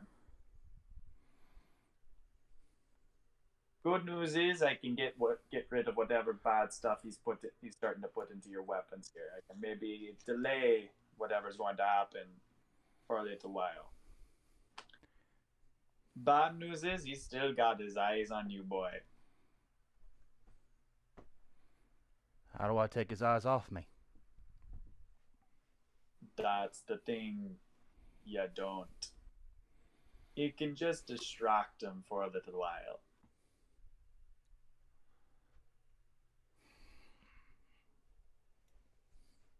Here, just give me the sword. Give me the sword. Tell me, did you cast any other runes, or did you only put it on the sword here? I also point to my gauntlet and show the cloud rune. I take that off and hand it. Ah, yeah, I can smell it. And he takes it, the sword, puts it on like a wooden kind of table that looks like it's just a stump. It's got chalk writings all around it. Takes the glove. After that, he takes the glove from you and is just like, ah, yeah, I smell it. Taste it too. It says, that blood magic. And places the gauntlet next to the sword. All right, you're gonna want to step out of the hut for this one. You just, I'll let you know when you come back. And the captain kind of gives you a signal of like, do as he says. You're not going to destroy the sword, are you? You know what? I do my best, but no promises. Would you like a cursed sword or no sword? Looks like I'm going to make a fool of myself twice today. I leave. Only a fool don't learn from their mistakes, boyo. And with that, the captain escorts you out of the hut for a few minutes. You hear noises coming from inside, some flashing lights, weird, strange, like incensey smells, and then some very earthy, like fertilizer smells. And then you get the door behind you, which the hut opens back up. All right, so here's the good news. You got yourself your sword back, your gauntlet. Here you go. So, if you want to be casting runes and you want to be putting that magic into your sword without any sort of curses, next time, go see a blacksmith.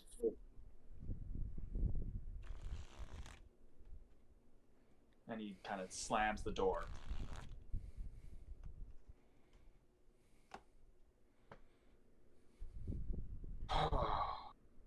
I always feel uncomfortable with that one. Let's seems that he's at least removed the attention of that deity. You said you were dealing with Mohis. Does that mean I'm not safe here? I mean, For now, it's with the intervention of and she's saying this as she's kind of walking you back out of course. Seymour. Yeah. For now, it seems that Dean Valentine has, at least, just as you said, distracted Mohis. And as far as Strixhaven goes, it is on its own planar realm. But the odd the god Maurice is god of slaughter and war, and is typically he's found in realms a lot more violent than this. So as long as the entire dimension here doesn't turn to war and slaughter, you'll be safe here for the time being. No, I'm not concerned about myself, Captain. I'm concerned about my friends. If Maurice can control me, can find me, can do something to me, he could have me turn against my friends. I can't live with that.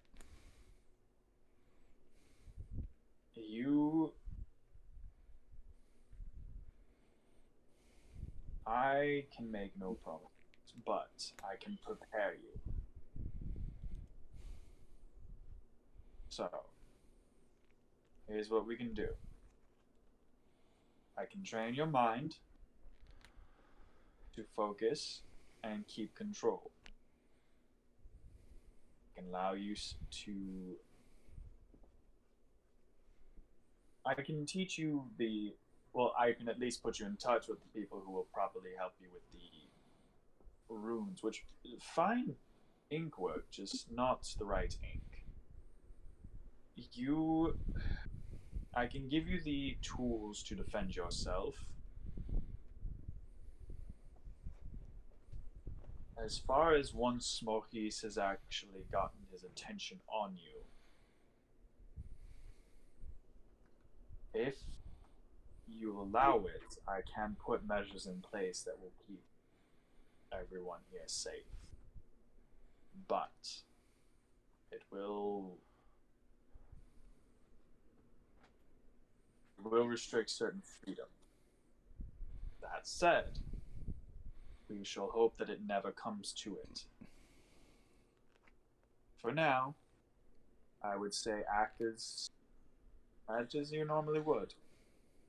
And know that we here at the school are doing our best to help you through this. And please, for the love of all the gods, think before you do. If you doubt anything, ask. I'm sorry for jumping the gun, Professor. I'm just You sorry. you have your father's zeal in you. While that may benefit you on the battlefield, it might not do so well in the real world. So, with that, we will pick this up tomorrow after your school.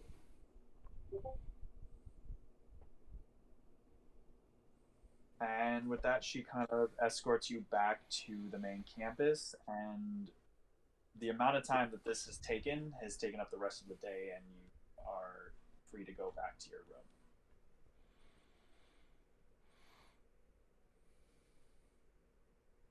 Understood. Cool. So, Geo, yes, for the time being, you are fine. Just as me to you, please don't do something like that again. I promise that any decision like that comes up again, no matter how minor, I will run it by the DM. Even if it's off the top of my head. I apologize. Thank you. All right. So, we have wow, we went through all that pretty quickly. Let's see. What else can we do?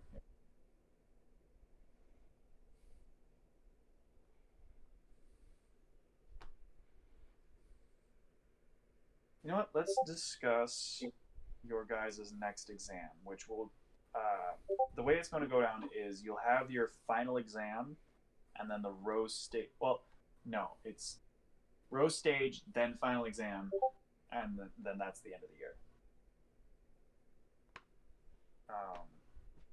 I think there's like one more adventure at the end of the year, but that's just to wrap things up.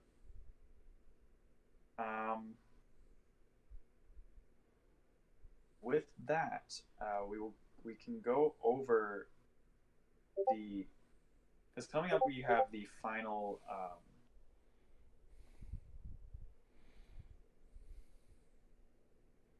your final exam is going to be on Autiogs. Is that what how to pronounce? Jokes, yeah. I'm gonna be honest. I had never heard of these until this book. Oh, you haven't read the monster manual far enough then? Not extensively, no. Yeah. Oh, kids love trash chutes. Yes, like there. If there's a trash pile with any sort of what is it? Bones and carrion mixed with trash. That's Basically, usually so necromancers love them. Chanters hate them. They'll hang out at the bottom of your tower. All right, let's roll some dice. well, I mean, like I said, the exam is kind of towards the end of the year. So unless you guys want to do another big time jump,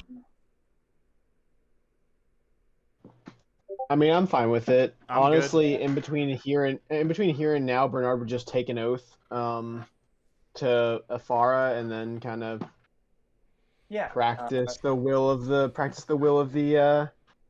god of the polis or the goddess of the polis. Bucky would pretty much for the rest of the year just be practicing with the captain okay, cool. and doing his best to keep his beak to the good side. Mm-hmm. Yeah, maybe acting a little less.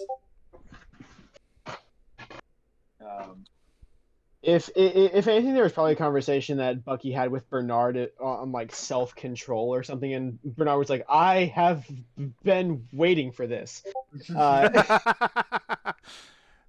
There probably was that conversation, but that also depends on if Bucky wanted to explain how he got the runes to work, and I'm not sure Bucky really wants to because he's still kind of freaked out. Yeah, that's the thing. Is like for you, the way Captain Huntley can explain it is that either Captain Huntley or Professor Hawk can explain is that traditionally runes like that are embedded into a weapon are not put on with ink. Ink is used if you are trying to create scrolls or put it on some sort of other kind of surface. If you're trying to put it on a weapon, if you're putting it into a metal weapon, it's usually etched in there by a blacksmith. Bucky was too quick to jump the gun. Yep. So It happens. if Bucky is all right with it, the captain offers to bring you to a blacksmith to have the runes etched into it properly. Bucky is more than willing to follow the captain's instincts on this. Good. So yeah, she kind of brings you to a lorehold professor, just someone who uses the forge to kind of speak with the ancient, speak of the ancient past, and puts the runes into your weapons, and so you mechanically you will still have your runes. Just I won't add a curse onto it for the blood ink. Helpful. Sorry, Ed. I agree. You're fine, Gio. We've already had our discussion about that, so we're gonna move past it. All right, Cedric, is there any opposition from your end to jump ahead? No, not even a little. All right, Kate. Yeah, How are you? All right with that then? this is fine. All right. Let's see. one other thing I would like to go over, for everyone who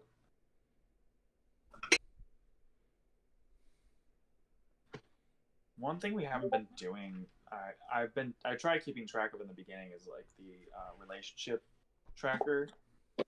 Um, does anybody like remember what kind of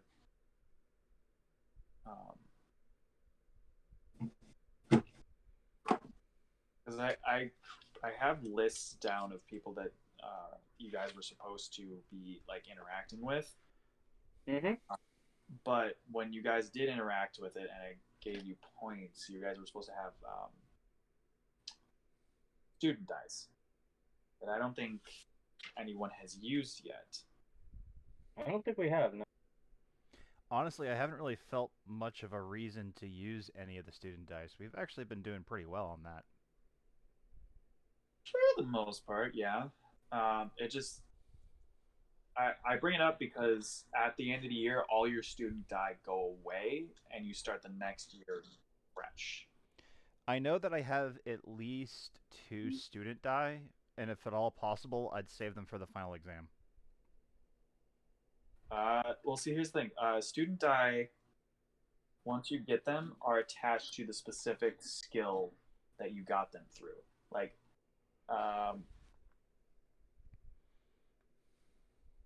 it's not relationship. It's extracurriculars and jobs. Those give you dice as well? I thought that was literally just a mechanic to make money at school. Let me. It's just extracurriculars. Let me, because jobs it was. You gain 5 gold pieces at the start of each week, which at this point, Alexi and Bucky,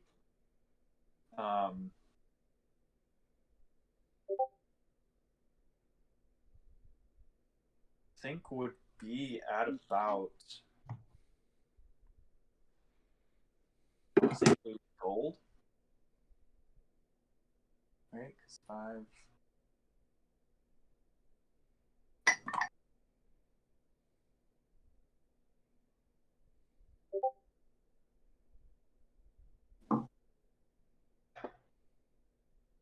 Yeah, so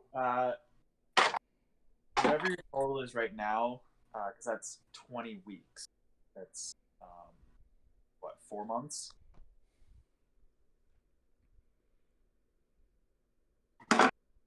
4 months, yes. Yeah. So yeah, go ahead and just add 80 gold.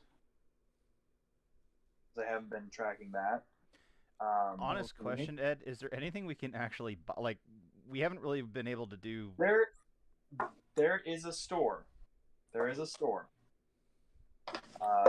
Now, granted, for the most part, this could be like you put it away for your future adventures if you want it, or there is a school store. Let me see if I can pull it up. I know that you can get a bottle of endless coffee from there, which I was hoping to save up for, but it is super fucking expensive. A bottle of boundless coffee is 100 gold pieces, which I did just give you 80. Yeah, I can now afford it Mm-hmm. at the end of the year, so I'll probably have it going into the next year, and that will bankrupt. Bucky would probably spare you a few couple gold, considering he's not going to get Oh, it's coffee or fine. much of anything I else. actually had the math wrong. I have 45, so that would give I would still have 25 gold. Plus, I would still have my job. So here's the other thing. You can also buy first level spell scrolls from the store, and you can buy +1 weapons from the store. That's +1 weapons are pretty expensive, though, aren't they? They are the 300 gold pieces. Yeah. But first level spells, first level spell scrolls are only 50 gold pieces. fair enough. Might be worth investing in. Yeah. So that's where the jobs come in.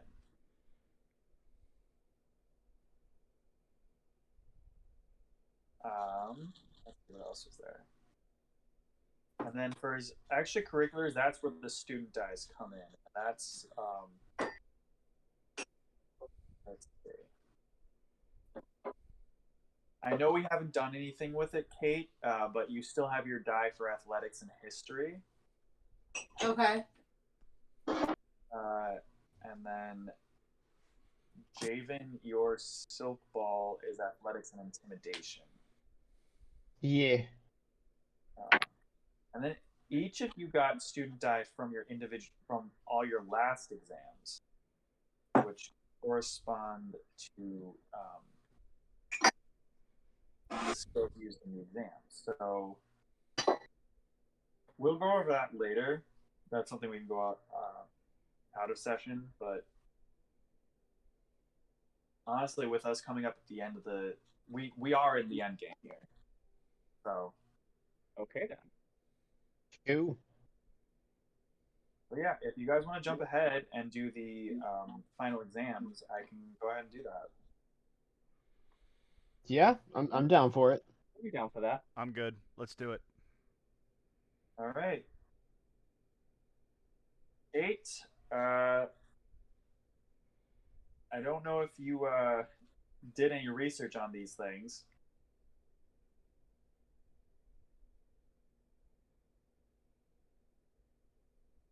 Kate, Wait, yeah. did you do any research on the Otyugs? I have not, because I was not prepared. Jump ahead. Yeah.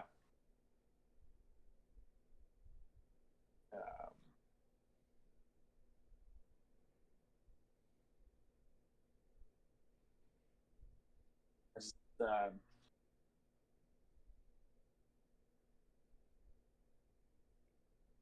right. Hold on. I'm gonna close out. No, I'm just gonna come in the room because I can't hear.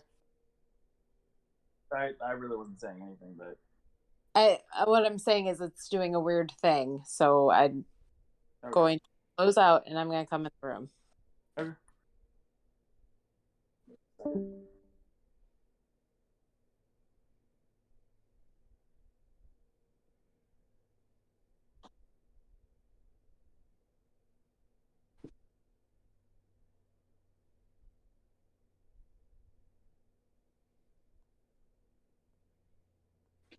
Oh, it's making that noise on your end too. Okay, Yeah. cool.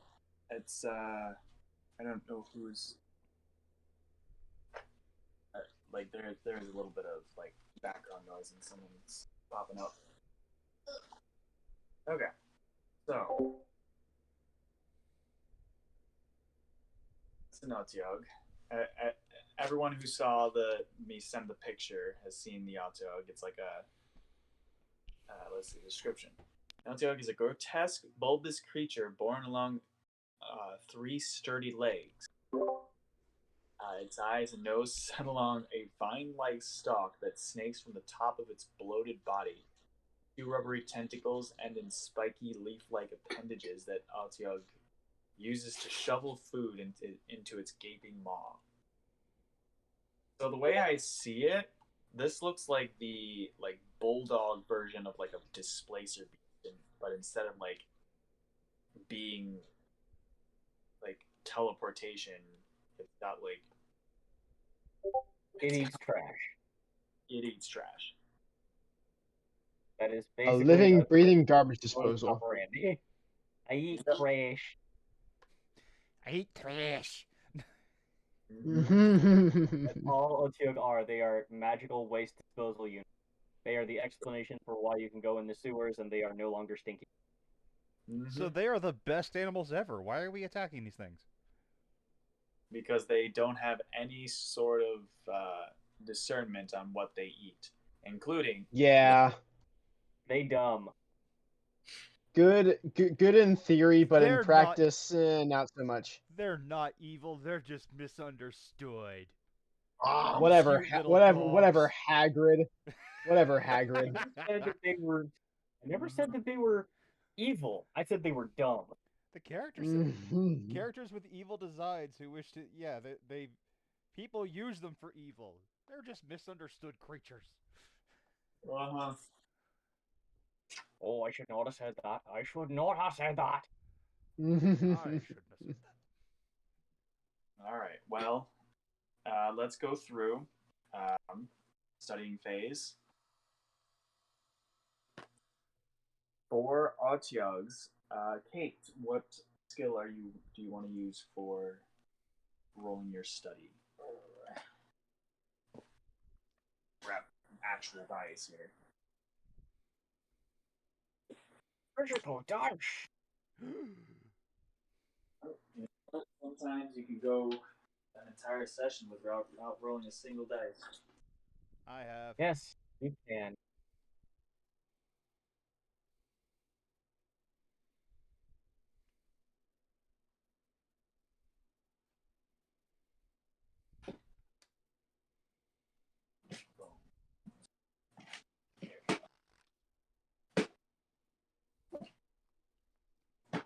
Oh, you know what I could do? This will be fun. I got this big fucking bag of dice now. Yay! Oh, you took him home? Yeah, they were over 3 months old, and I replaced them.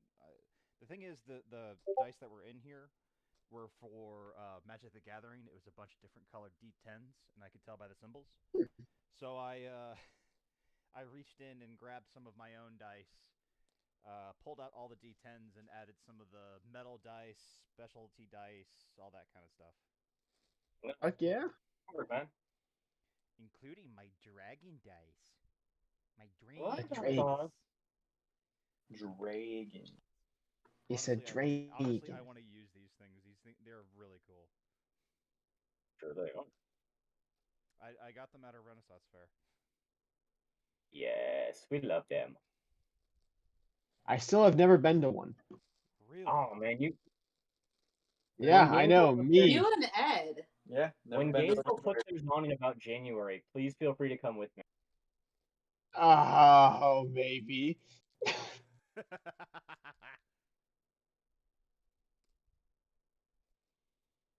I'm down though. It's not for lack of trying. Let me make that very clear.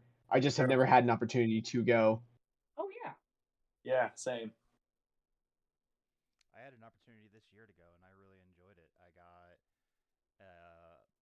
an eye patch, which I love. I got gauntlets. Eye patches are fun. I got gauntlets, which I love. And I got a Oh shit, you have pirate scarf. Nice. Pirate scarf. Yeah, I was a Scottish pirate that day. Very nice. Beautiful. Got my character sheet on your iPad, right? I also bought that that particular eye patch just to piss off my friend. It was a troll purchase, and I love it. Some days that's all you need. If I can piss off Kenny with a purchase like that, it was totally worth it. Anything to mess with Kenny. Oh, especially with a long running joke like that. Have we decided what dice we're rolling yet? We're doing study session, and Kate is deciding what to roll. Okay. I'm leaning towards survival.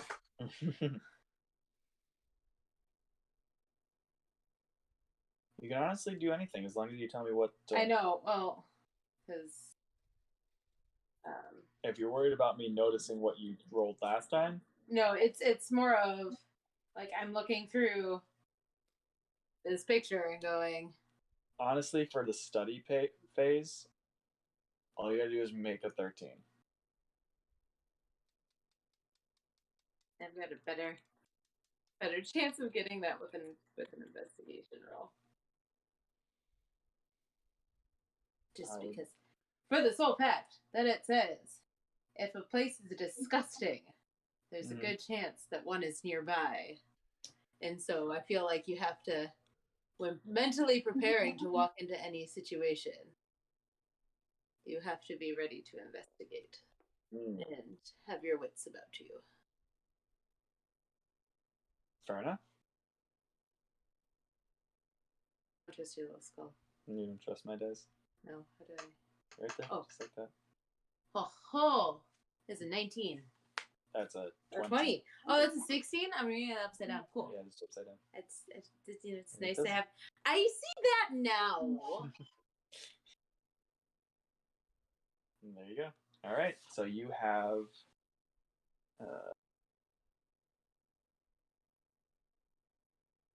Oh, you had advantage because I'm assuming everyone's still going to study together. Yes. I mean, Yeah, we're generally the that's what we'd group. like to do. We the squad. Your DAT group. We're We DAC the group. squad. Mm-hmm. So yeah, you get 2. Why can I not remember this?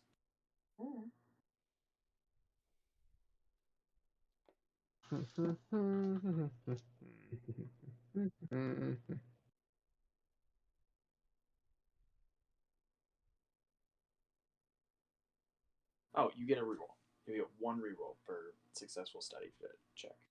Okay. All right. So Kate, you have 1 reroll. Next up we have Geo. What are you using to study? I am using deception to try to steal answers. No, I'm kidding. Hey, it's a valid strategy. Well, the thing is, because of my cloud rune, I get advantage on deception and sleight of hand. And I don't see any reason why I shouldn't use every advantage that I have to try to pass this. So here's the thing, Geo. With that, there is a mechanic to cheat with those very skills. All right, let me see. Cheating. Yep, deception and sleight of hand. So if I wanted to use sleight of hand, what would that look like? You would have to skip your study phase. Let's see. Successful. It's the same DC you would have for the same DC you would have for the regular test. So like they would have a DC 13, you would have a DC 13, but you have to pass both the deception and the sleight of hand. If you fail one of them, you fail the whole thing. Well, this is the last semester of the year. Might as well be an old dirty little bastard. Which one do you want me to roll first? Neither. You're not going to do it until we do the testing phase. Okay. Well, in that case, my studying is more along the lines of the fact that I passed as strongly as I did last time. I'm just kind of pointing out things for my other friends. Mm-hmm. But when it comes to the actual exam, I'm just going to lie and steal. All right. Damn, Bucky's fully unraveling this bird. Yes. You are fully going insane. fully unhinged. You're taking no lessons I am teaching you to heart. Yep. None of them. Yep. He's going crazy. He's going super freaky. Like, I don't think you will be invited back to school next year. That's only if I get caught. Yeah, that's true. All right. Yeah, like, if you get caught, you do know that your dad is going to catch wind of this, right? Yeah, You probably. say that like he's not going to be proud of him for trying something. Well, here's Okay. also the Let's put it this thing. way. Here's also the If you- thing. All the teachers have been so anti Bucky's dad. Do you really think? No, you're right. You're right. You know who's going to find out? Your mom. Yeah, that's actually the one you gotta worry about. Yeah. That's someone to be scared of. We will give you that. Mm-hmm. But if you want to cheat, I'm not going to stop you. I want to use the advantages that I have. I apologize if that's kind of the way it's folding. That is, I get the mechanic aspect of that, But it's like you got to understand the role play to get to that mechanic. You are going crazy. Well, if that's the case, I agree with on that stuff. Let me back out of that idea. It's a pain that I can't use those advantages. I am just going to roll. Now, if I could help, I could say you could deceive other people, like the nerds who are studying, into giving us answers for the tests, or even deceiving a teacher. Yeah. There are definitely ways to do this. I think Bucky has the wherewithal to understand how to. Yeah, you pretty much not necessarily giving you the answers directly, but like not saying like, oh, the answer to this number question is blah blah blah. It is more of like, oh yes, I'll teach you They can everything. They can coach me into it. So how about this, Ed? Yeah. Yeah. Bucky knows that he's not the brightest candle, although he has a 14 intelligence. He also knows, thanks to his accent that was wisely chosen by his player, he can sound dumber than a dog. I was gonna say a box of rocks, but yours is better. What A if Bucky... box of rocks. I kind of like that one too. What if Bucky went up to someone that he knows is very intelligent, very insightful in this particular subject, and basically holds up the questionnaire, holds up the study material, and it's just like, I have no idea where I'm going. Can you please help us, or at the very least help me? Let's see. Who is smart that would be falling for that? Leslie.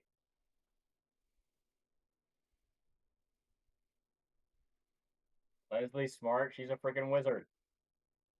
Yes, but would she fall for? Give the help action. No, I mean, she if already Kai has it. told her, if Kai essentially lied to her, was like, "Hey, help my friend." What? I am not getting Kai involved in my lie. Fair enough. Oh, he's saying that you should use Kai as part of your lie now. And I am not. I am not throwing my Don't friends screw over my relationship. Yes, ma'am. I am not throwing my friends into my deviancy. Okay. Only deviance if you get caught. You know what? I will. Let's not go there. We're just gonna call it some random nerd that you met in class. That's like everyone in your class, like your school level, is in this class. So you can just literally find, oh, this guy looks smart. I'm gonna walk up to them and be like, hey, help me, please. Okay. All Yeah. right. Go ahead. Roll. First one was a 9. That didn't work. And the second one was an 18. All right. You use your deception check to gain a reroll during the test. Yay. Next, we have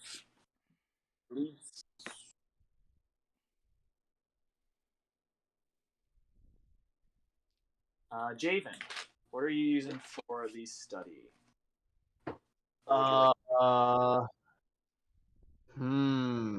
It's on the garbage munchers, right? Garbage bunch. The multiple choices on the layer evidence, the ability to find and detect the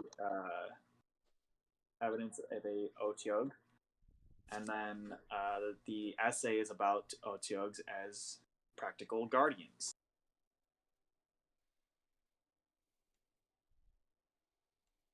You know what? I said I was gonna give the help action to Bucky, but I think I feel like this is another like bird bro thing that we discussed of like, yeah, let's just get people who know more about this stuff. It goes in line with my religion. It's community. Let's use the nerds. Yeah. I'm gonna use my persuasion to persuade anyone who looks like they're paying more attention in class than I was. Fair enough. All right, go ahead and roll. Because it's with friends, so I get advantage. Yes, Yay! you're studying together. That is a 18. You get a reroll for your testing phase. That's what I'm talking about. All right, Cedric. Okay, I am probably. You know what? See what I can. I am gonna use a medicine check. Very practical of you. Yes. Partially because those things are diseased as hell, living in garbage, and I want nothing to do with that. So I'm gonna figure out how the fuck to stay clean and stay the fuck away from them. Mm-hmm. Okay. Here we go. That is a 15 all told. That passes. You get a. Everyone gets a reroll for their studying phase. Hey. Now, okay, I know I should have asked this before we did the studying phase, but was anyone going to pull an all-nighter? Hell no. Hell no. Bernard's an owl. I need sleep. Okay. So no one gets disadvantage on their testing phase. There we go. All right. So, next thing, testing. First is the multiple choice on the layer evidence. That is going to be an investigation check from everyone. Yes? Investigation. My brain just went, owl. Owls sleep during the day. How does this? Yeah, or your investigation. Logic plays no part in D&D, Kate. Suspension of disbelief. Yeah, Believe owls in are nocturnal. Okay, yes, owls are nocturnal, but the school is not.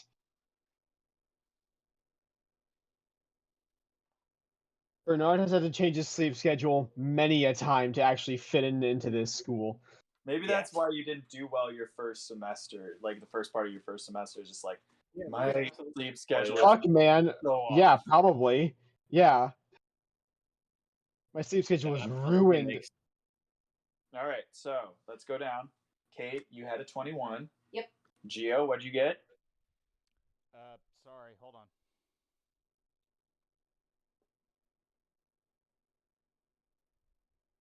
Uh, 19. 19. All right, you pass. Javen. This was investigation, correct? Yes. That is a 16. 16. Hey, Javen and I got the same score. Well, then you both pass. Because we roommates, we'd be studying. All right, so everyone passed the first part of their exam. Next part is Otyugs as guardians, writing a short essay about the details which intelligent creatures might use Otyugs as guardians. Requires a persuasion check.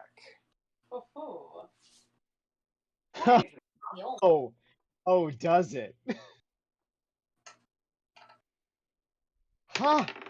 18. Who's coming back this There we go. quarter? There we go.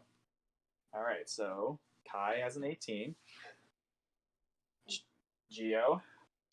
15. Okay, that passes. Javen. Is a 21. Wonderful. Cedric, come on. Finally a test that Bernard can roll well at. It's been everything I'm not good at. I do not pass the second portion, but I do pass the exam at 7. You have a reroll. Oh, that is true. Forgot about it. Come on. I got a Cedric, bring it 3. home. Nope.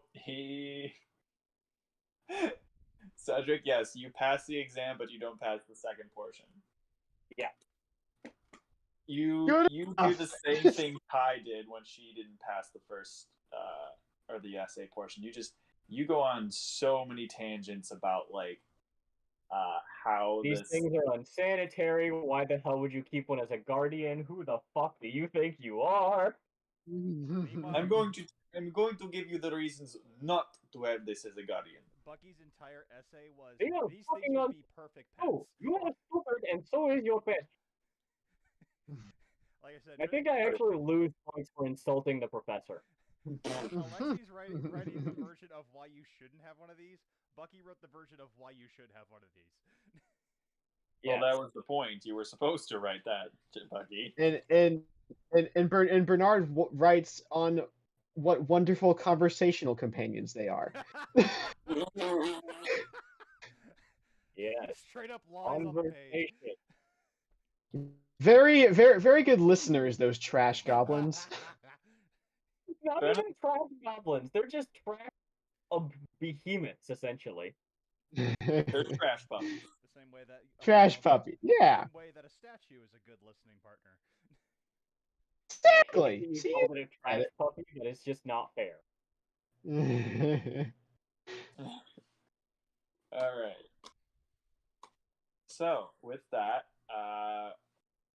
next session we will be starting the Rose Stage Festival. If everyone could start thinking about whether they want to do Bucky and Alexi, you're probably going to be actually part of the providing food for the festival. Yeah. Bucky, that is up to you whether you would like to work the festival, because Fire Jolt will be pumping out everything they can at their Silver Quill location. But if you want to, if any of you want to actually be a part of any sort of performance, that is up to you. But if you guys want to just go watch the performances, that is also an option. Is there an option to be a emo and not attend? I'm sorry. I'm thinking about I'm thinking about my sister. Bucky, you're attendant. You're coming with me. Damn it! You can't make me. You're acting like your sister. Get out of your room. You're acting like your sister. You just feel a pale blue hand land on your shoulder. It's just like, I am going to this bullshit. You are coming with me.